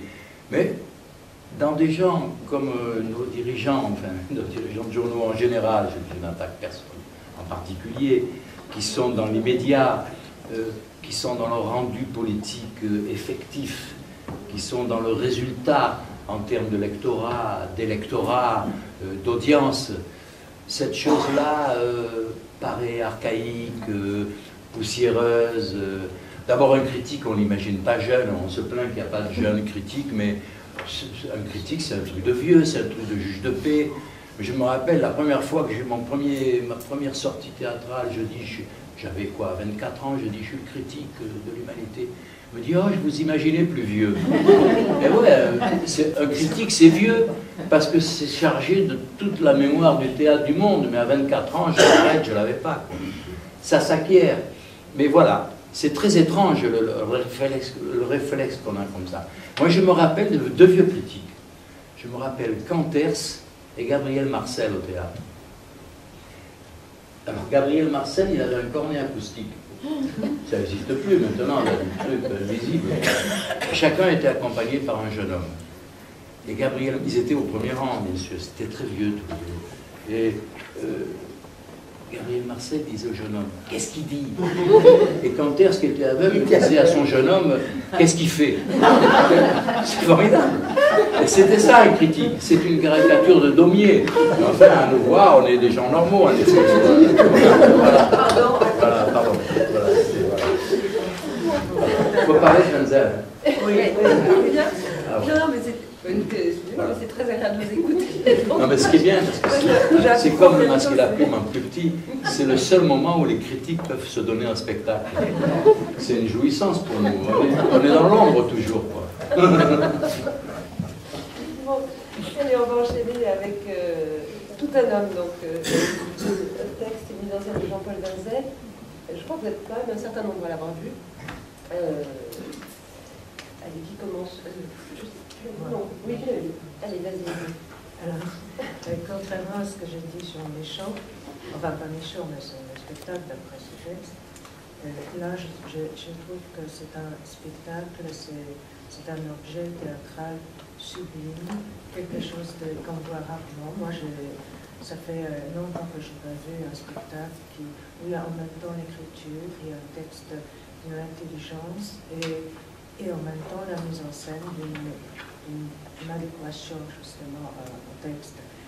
Bon, je ne sais pas si je ne vais pas raconter l'histoire, ça parle à travers les destins de quelques personnages. Bon, ça traverse presque toute la deuxième moitié du XXe siècle, depuis la fin de la guerre jusqu'aux années 80. Et donc une sorte d'épopée, comme dit Jean-Paul Wenzel, de l'immigration. Bon, l'immigration en Lorraine, qui est son pays natal, qu'il connaît bien, où Auchy il a côtoyé ces gens, en particulier à l'époque de l'Algérie. Et dans ce spectacle, donc on a ces destins des personnages particuliers, singuliers, et en même temps les événements historiques comme sociopolitiques. On a la guerre d'Algérie, on a la guerre d'Algérie, mais vue du point de vue de ces deux personnages. Et on a aussi, dans les années 60, enfin, des syndicats qui commencent à s'élever, enfin, contre les patrons. Et il y a aussi un moment, mai 68, qui est évoqué. Et puis petit à petit la crise, enfin les fermetures de sites aussi de métallurgie, Lorraine c'est aussi ça, et de mines. Et donc ça nous raconte aussi, vu de deux côtés, enfin c'est-à-dire que bon, le texte est écrit, c'est une sorte de roman au départ, et donc l'écriture du roman aussi, elle est prise en charge par les théâtres de façon magnifique, où le récit, les dialogues cités, enfin tout ça s'articule et se mélange. Et donc la même chose sur la scène. Certains personnages, enfin il y a des personnages, mais ils n'incarnent pas complètement. Et en même temps, enfin, cette parole, cette voix, elle est relayée par d'autres personnages, parfois par les deux musiciens. La musique aussi fait partie du langage scénique. Il y a vraiment tout ce qu'on voit, tout ce qu'on entend s'imbrique et ça crée vraiment quelque chose d'entier, d'intégral, de rarement vu. Et voilà. Et puis ce qui est aussi, pour moi, très important et formidable, c'est que c'est extrêmement rare que dans un spectacle, dans une pièce, on prend pas parti, qu'on laisse les spectateurs tranquilles de créer, enfin de construire son point de vue, son jugement. Et c'est pas un langage dénonciateur, accusateur, c'est pas un discours idéologique, ni ce qu'on aime beaucoup faire en ce moment et ces dernières années au théâtre, une espèce de cette repentance vis-à-vis des anciens colonisés, ou ce langage compassionnel comme ça.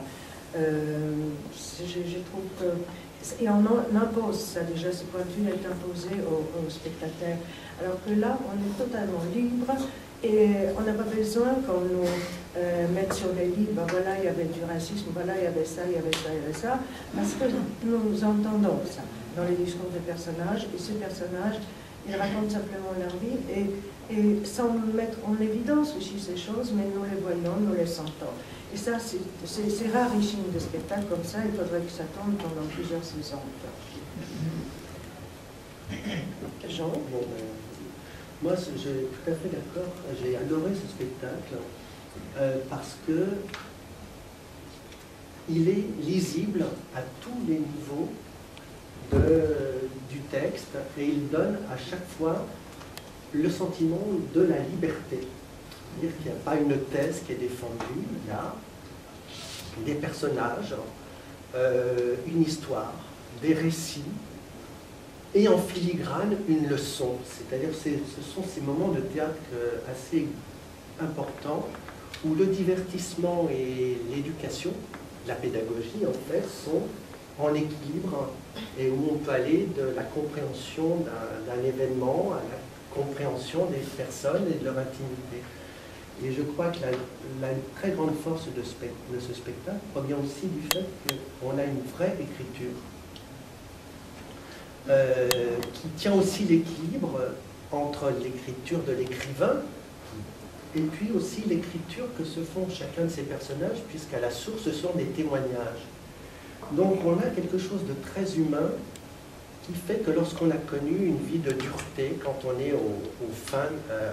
à la fin de sa vie et qu'on a ce retour en arrière, on construit le récit de sa vie et on en garde les meilleurs moments. Et c'est vraiment ce qui se passe dans ce spectacle. On a les meilleurs moments d'une vie, de la vie d'un homme. Ils ont croisé l'enfer, parce qu'effectivement, c'était des paysans d'Algérie, des paysans de Maroc, qui ont cru à l'Eldorado et qui sont arrivés dans l'enfer des mines, dont on ne sait pas trop s'ils ont connu le racisme ou pas, mais en tout cas, ils ont connu la dureté. Et puis finalement, ils ont raté leur retour au pays, mais ils l'ont rêvé. Et puis de l'autre côté, on comprend la politique des mines, la politique des houillères, qui commence à peser sur les salaires, en fait. On comprend, moi j'ai appris une chose que je n'avais pas compris quand j'étais plus jeune, c'est qu'en fait, cette politique étonnante qui a consisté à recruter au Maroc des ouvriers, enfin des paysans marocains, en 1960, donc on est sous Giscard, 73, pour peser, voilà, avant 74, pour peser sur les salaires des houillères et casser le statut. Mais c'est très l'industrie automobile l'a fait depuis les années 50. Voilà. Les recruteurs de chez Panhard allaient dans le fin fond du Maroc chercher les ouvriers. C'est aussi qu'on avait besoin. Et on a toujours besoin de cette main-d'œuvre. Il y avait aussi une utilisation du patronat pour faire baisser les salaires. C'est sûr. De manière tout à fait conscient. Et il a cassé le statut du mineur. Et d'ailleurs, on a sur cette moi j'ai appris vraiment cette chose importante, c'est qu'à partir du moment où les Marocains, enfin les mineurs marocains ont obtenu le statut du mineur, il y a une conséquence immédiate sur la vie de ces mineurs, ça a été le regroupement familial, puisqu'effectivement le statut du mineur induisait la présence des familles, la présence des logements gratuits, etc. Et en fait, on a quelque part, sur un besoin de dignité et de récupération du salaire, on a un phénomène qui devient un phénomène de la société française, dont on vit encore les conséquences, et on a comme ça un renversement de situation qui est assez étonnant. Il y a quelques années, il y avait une différence, par exemple, entre les éboueurs en Allemagne et en France. Les éboueurs allemands étaient essentiellement allemands, parce que c'était bien payé, parce qu'ils avaient des uniformes qu'on leur donnait et qui étaient lavés régulièrement, ils étaient propres, ils avaient des gants, et il y avait déjà des appareils, enfin des bennes qui levaient automatiquement les trucs, donc il n'y avait pas de contact avec les ordures. En France, du fait, et c'est pas du tout pour les condamner que je dis ça, mais du fait de la présence d'immigrés, on a retardé énormément la nouvelle mécanisation, et c'est resté un métier pendant très longtemps, ça a changé aujourd'hui, mais c'est resté un métier très bas de gamme et très mal payé, et honteusement mal payé.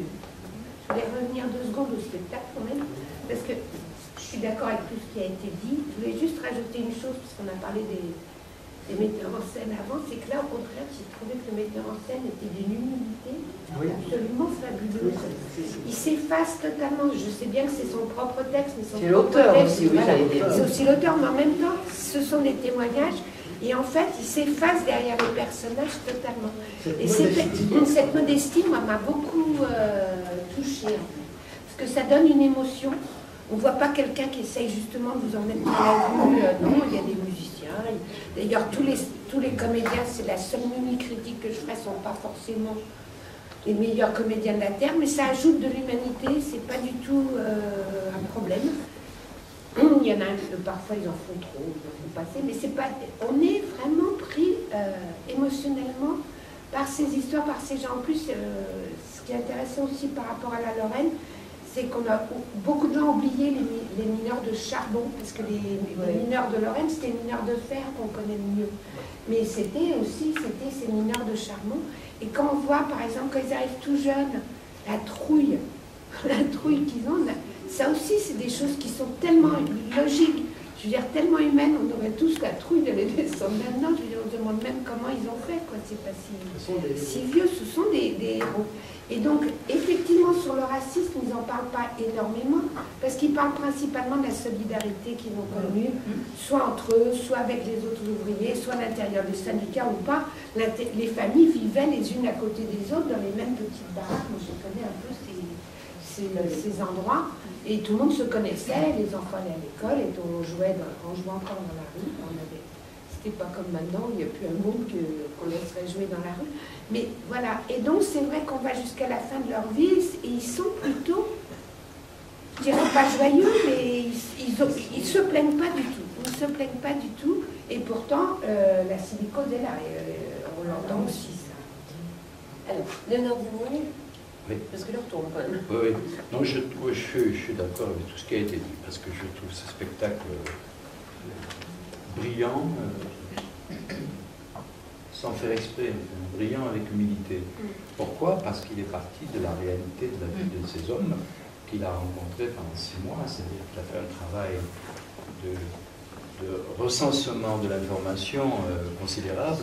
Il est arrivé à faire parler les gens qui ne parlent pas, ou parlent très peu. S'il y a une grande enquête sociologique faite par l'université de Metz, c'est à partir de là que les gens de Metz lui ont dit...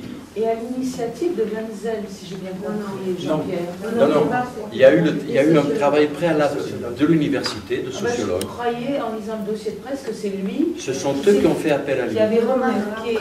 tu es sûr de ça? Je crois. Parce que moi, ce que je crois aussi, c'est que lui avait remarqué qu'il n'y avait aucune mémoire des ouvriers maghrébins. Cela étant, c'est lié à Et que Metz, du coup... Non, c'est...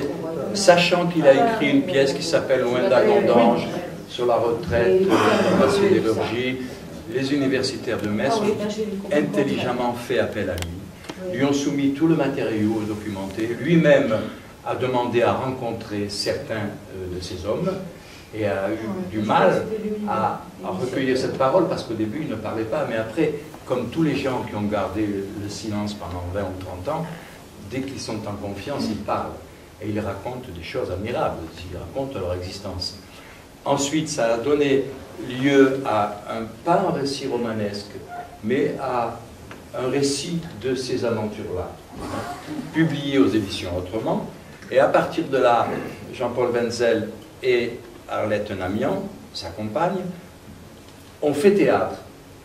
Donc, l'humilité, je crois qu'elle est déjà dans le fait, d'abord c'est sa nature, c'est pas un type qui se met en avant, Jean-Paul, c'est une très belle artiste, on le sait depuis très longtemps, mais c'est dans sa nature d'être quelqu'un de modeste, enfin, et de s'effacer devant ceux à qui il a donné la parole. Mais ce qui est beau dans le spectacle, et il faut dire quand même qu'il y a Amougraya qui est un acteur magnifique, enfin, là je dois dire que le charme du spectacle tient beaucoup à lui, hein, magnifique. David, Jensen est très bien. Ils sont très bien, les deux.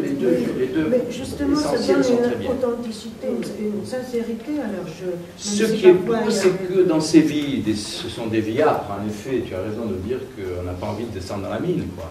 Ce sont des vies d'esclaves, de prolétaires. Ils sortent de ça une énergie et presque une joie. Une douceur de vivre. Et c'est ça qui est fort, enfin. Une fierté, C'est ça qui nous touche.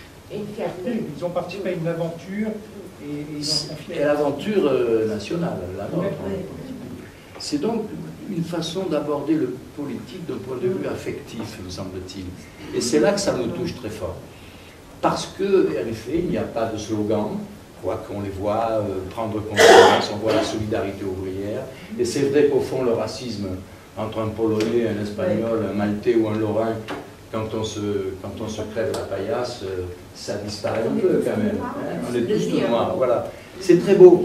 Et il y a une familiarité et une poétique permanente qui font qu'on est ému et qu'on comprend mieux un fragment d'humanité qui nous échappait ou qui ne peut arriver à nous que par des affiches ou des slogans. Et justement, là, on touche à l'humain directement et c'est ça qui est beau, quoi. Voilà, il me semble.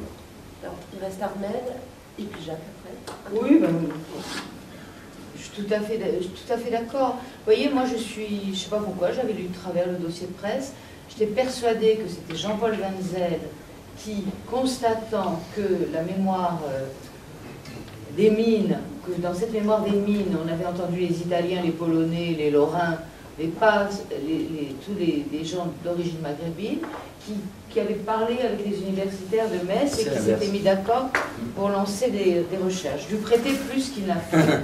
Mais de toute façon, il a toujours fait beaucoup parce que, après Loin d'Agonange, il y a quelques années, il avait écrit Fer bleu. Ah oui. Il avait joué à Aubervilliers qui était aussi très intéressant. Il reste sur cette mémoire ouvrière, cette grandeur souvent silencieuse du travail des ouvriers.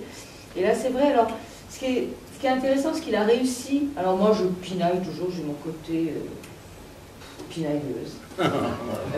Il a condensé, donc pour la première partie, qui est la partie algérienne, et qui commence en 63 en fait, hein, il a condensé beaucoup de paroles en une seule personne qui est Amougraya, donc en un seul destin au fond, avec le destin de son père, de toute sa famille, et ça c'est remarquablement écrit. Oui. Et puis dans la deuxième partie, c'est le Maroc, ça commence en 73, mais évidemment il y a des allers-retours. Et moi ce que j'ai adoré dans la partie marocaine, enfin c'est donc la fin du spectacle, c'est que, on ne va pas tout vous raconter, mais, et puis vous l'avez sans doute vu pour beaucoup, mais j'adore le moment où tout d'un coup l'un d'eux, qui est potier, qui s'est retrouvé se retrouve en France, puis retourne au bled, comme ils disent, où ils sont aussi des immigrés, où ils sont aussi mal vus, ils sont immigrés partout, hein, ça on le sait par les articles qu'on peut lire par ailleurs, ils sont nulle part chez eux, ces gens. Et il finit par acheter une maison à Marrakech et installer sa vieille maman, paysanne du fin fond du Maroc, et je trouve ça... C'est pas, vous voyez, je veux dire, c'est pas un conte de fées, c'est la réalité. Et c'est merveilleux que la vie autorise ces choses-là, ce clin d'œil extraordinaire à tous ces gens qui vont s'acheter des riades, qui colonisent Marrakech. Et je trouve cette petite histoire-là, qui n'est pas du tout donnée comme une leçon, hein, comme une moralité, mais elle est là, elle est vraie. Et je trouve ça merveilleux. Surtout que le voyage à Marrakech était le rêve de la mère. Oui, mais voilà.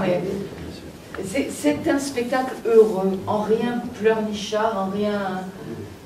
Mais il y a de la revendication quand même, de par les faits même et de par ce qui est raconté. Oui, c'est-à-dire que je pense que Wenzel, qui est un de nos plus grands auteurs, ça c'est sûr, reprend un peu, enfin, j'ai trouvé cette formule il n'y a pas longtemps, une formule de Hugo à propos de Voltaire, il dit « il laisse les faits crier ». Et je crois que c'est vraiment ce qu'il fait, il se place en retrait et apparemment bien entendu, il n'intervient pas. Alors, en revanche, j'ai été vraiment très touché par ce spectacle, j'avoue que j'étais assez ignorant de ce que c'est que de descendre dans la mine, c'est peut-être la première fois que j'ai éprouvé, j'ai eu l'impression d'éprouver à travers le texte. Mais, je vais jouer une fois de plus le méchant du catch, mais je dirais de ce spectacle, il était sublime, oui, il serait sublime s'il s'arrêtait à la première partie. C'est-à-dire que j'ai eu du mal, personnellement, à repartir après l'entracte dans un deuxième destin. Et comme ces deux destins, là, ça ne se passe pas tout à fait à la même époque, c'est vrai, ça ne se passe pas dans le même pays, puisque l'un est algérien et l'autre marocain, et je sais que c'est différent, mais il n'empêche que ce sont des destins très similaires, que l'important, c'est quand même que ce sont des gens qui venaient de la campagne du soleil, qui sont retrouvés dans la mine, dans l'humidité, enfin dans la poussière, dans l'horreur, et qu'ils en ont tiré quelque chose, qu'ils en ont fait quelque chose. Et je pense, j'aurais préféré que les deux destins soient fondus peut-être en un, mais pas deux fois de suite. Je ne sais pas. La deuxième fois, et malgré les acteurs ne sont pas en cause, je les ai trouvés remarquables l'un et l'autre, Amougraya et David Josephson, mais la deuxième fois j'ai eu plus de mal, et là je ne dirais pas que j'ai éprouvé après l'entracte la même émotion. Il y a aussi, Jacques, que l'histoire des Algériens est beaucoup plus riche, douloureuse et complexe et passionnante. C'est des Marocains aussi. Historiquement. Ouais, historiquement. Non, je suis d'accord, avec vous. Traversée de la guerre, il y a beaucoup de choses. Ce qui n'est pas le cas avec les Marocains, même s'il y a exploitation semblable. Bien sûr. Je voudrais signaler aussi un très beau, peut-être que certains d'entre vous l'ont vu, ça s'appelle Les Invisibles, c'est le spectacle de Nasser Djemaï, qui alors là, qui est fils lui-même d'un homme dans ce cas-là, enfin d'un travailleur immigré, et qui restitue la mémoire des pères et des oncles d'une façon très riche et très belle aussi. Ça fait partie, nous assistons là à l'émergence d'un théâtre qui parle de choses qui nous touchent, qui ont trait à la France. En plus, Nasser est français. Et ça dit beaucoup de choses, quoi. Il a fallu du temps, il a fallu du temps. La guerre d'Algérie n'est pas terminée, puisque M. Gérard Longuet peut faire un bras d'honneur à l'Algérie, qui demande à tort ou à raison des excuses, mais elle n'est pas finie, la guerre d'Algérie, on le sait, dans les consciences en tout cas. Mais là, nous avons quelque chose de neuf, alors de proprement contemporain dans notre théâtre. Nous abordons là, enfin, des choses, des faits d'histoire par le biais de l'émotion, et c'est à prendre en compte, enfin, me semble-t-il. Ça se joue, celle-ci? Pardon. Où est-ce que ça se joue? Ça s'est joué. Ça s'est joué, ça a été à Grenoble, ça a tourné beaucoup. Ça fait presque 2 ans de tournée. Il s'agit des... Je pense que c'est repris à Aubervilliers. C'est repris à Aubervilliers bientôt. Absolument.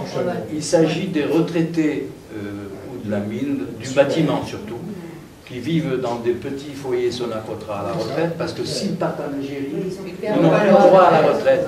Donc ils continuent de rêver le bled. C'est très beau. C'est très beau. Et ils sont 6. Ils n'auront connu que... C'est vraiment très beau. Fortiche. Et peut-être que... Est-ce qu'il reste... Pourquoi ils ne parlent pas, nos amis? Il n'y a que moi qui parlais, d'accord. Et Armel. Et Nelson. Mais... On parle, il reste la nuit des rois, je crois. Vous n'êtes pas très nombreux à l'avoir vu. Ah oui, on a pas. Bien sûr, je le sais. Bon, alors, la nuit des rois, donc c'est la mise en scène d'Edouard Hall sur scène, je ne sais plus combien ils sont. 14, exactement. Moi j'ai donc vu ce travail hier soir. Je crois que c'est Armel d'ailleurs qui soulignait le travail assez remarquable en amont, en tout cas du théâtre auprès des jeunes publics, des lycéens. Mais hier soir c'était plein de jeunes lycéens, c'était formidable.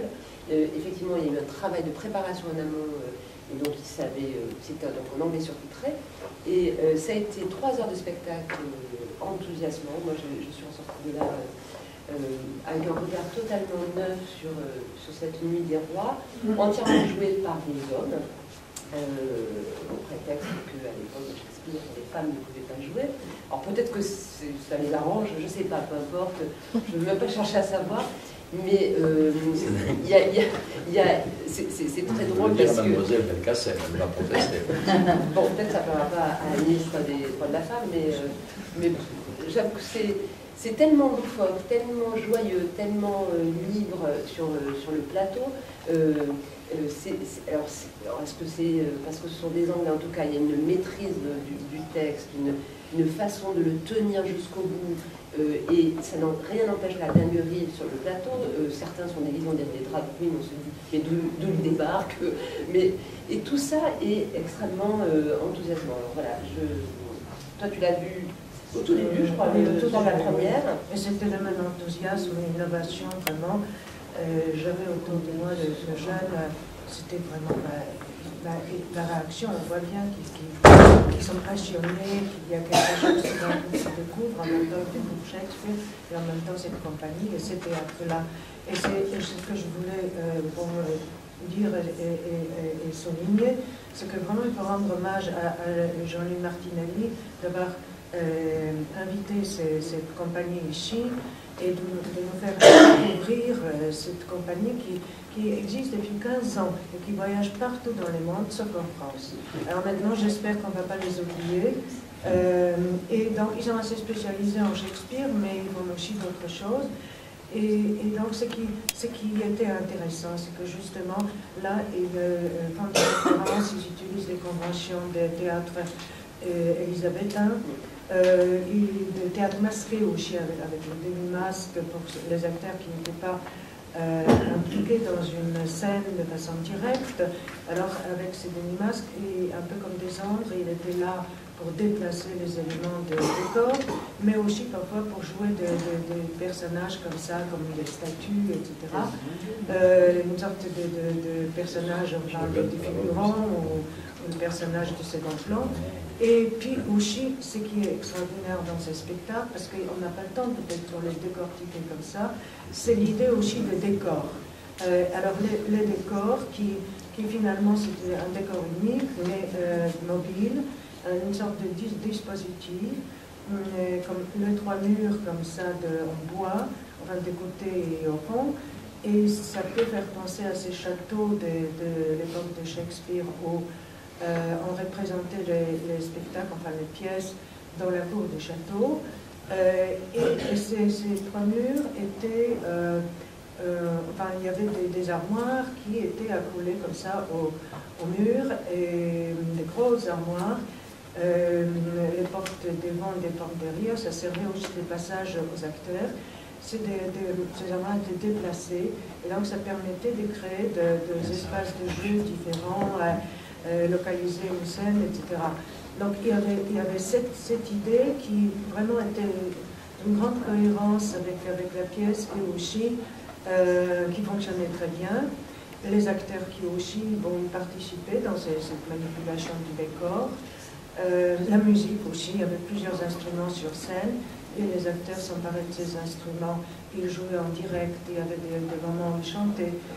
C'est vraiment, enfin il y a tous les arts. J'ai dit que bon, il y avait des références au théâtre ancien, bon, élisabétain, mais en même temps à des éléments de la modernité. La même chose dans la musique, qui est aussi un élément du langage scénique. Donc la musique ancienne, mais aussi moderne, rock ou des choses comme ça, jazz, et la musique ancienne, donc ils le disent, moi je ne pourrais pas savoir à quel moment exactement, mais ils ont retrouvé la partition d'origine de la création de la pièce à l'époque de Shakespeare. Et donc il la cite aussi dans la musique à un moment. Donc on a tous ces éléments qui font que, comme si ce spectacle m'ont fait de traverser les époques entre Shakespeare et nous, à travers les diverses techniques et codes de théâtre et formes de théâtre aussi. Et on est vraiment dans une espèce de rêve, enfin de songe d'une soirée de théâtre devant cet objet, et aussi la pièce, enfin la façon de la traduire sur scène de façon moderne. Justement, il y a un vocabulaire comme ça culturel d'aujourd'hui, mais aussi ancien, et de diverses époques, et dans les jeux c'est pareil. Donc c'est vraiment quelque chose, et cette compagnie, je trouve que bon, si on voit Declan Donnellan ou quelques anglais qui circulent régulièrement ici en France, ben, il faudra inclure cette compagnie parce que c'est une vraie merveille.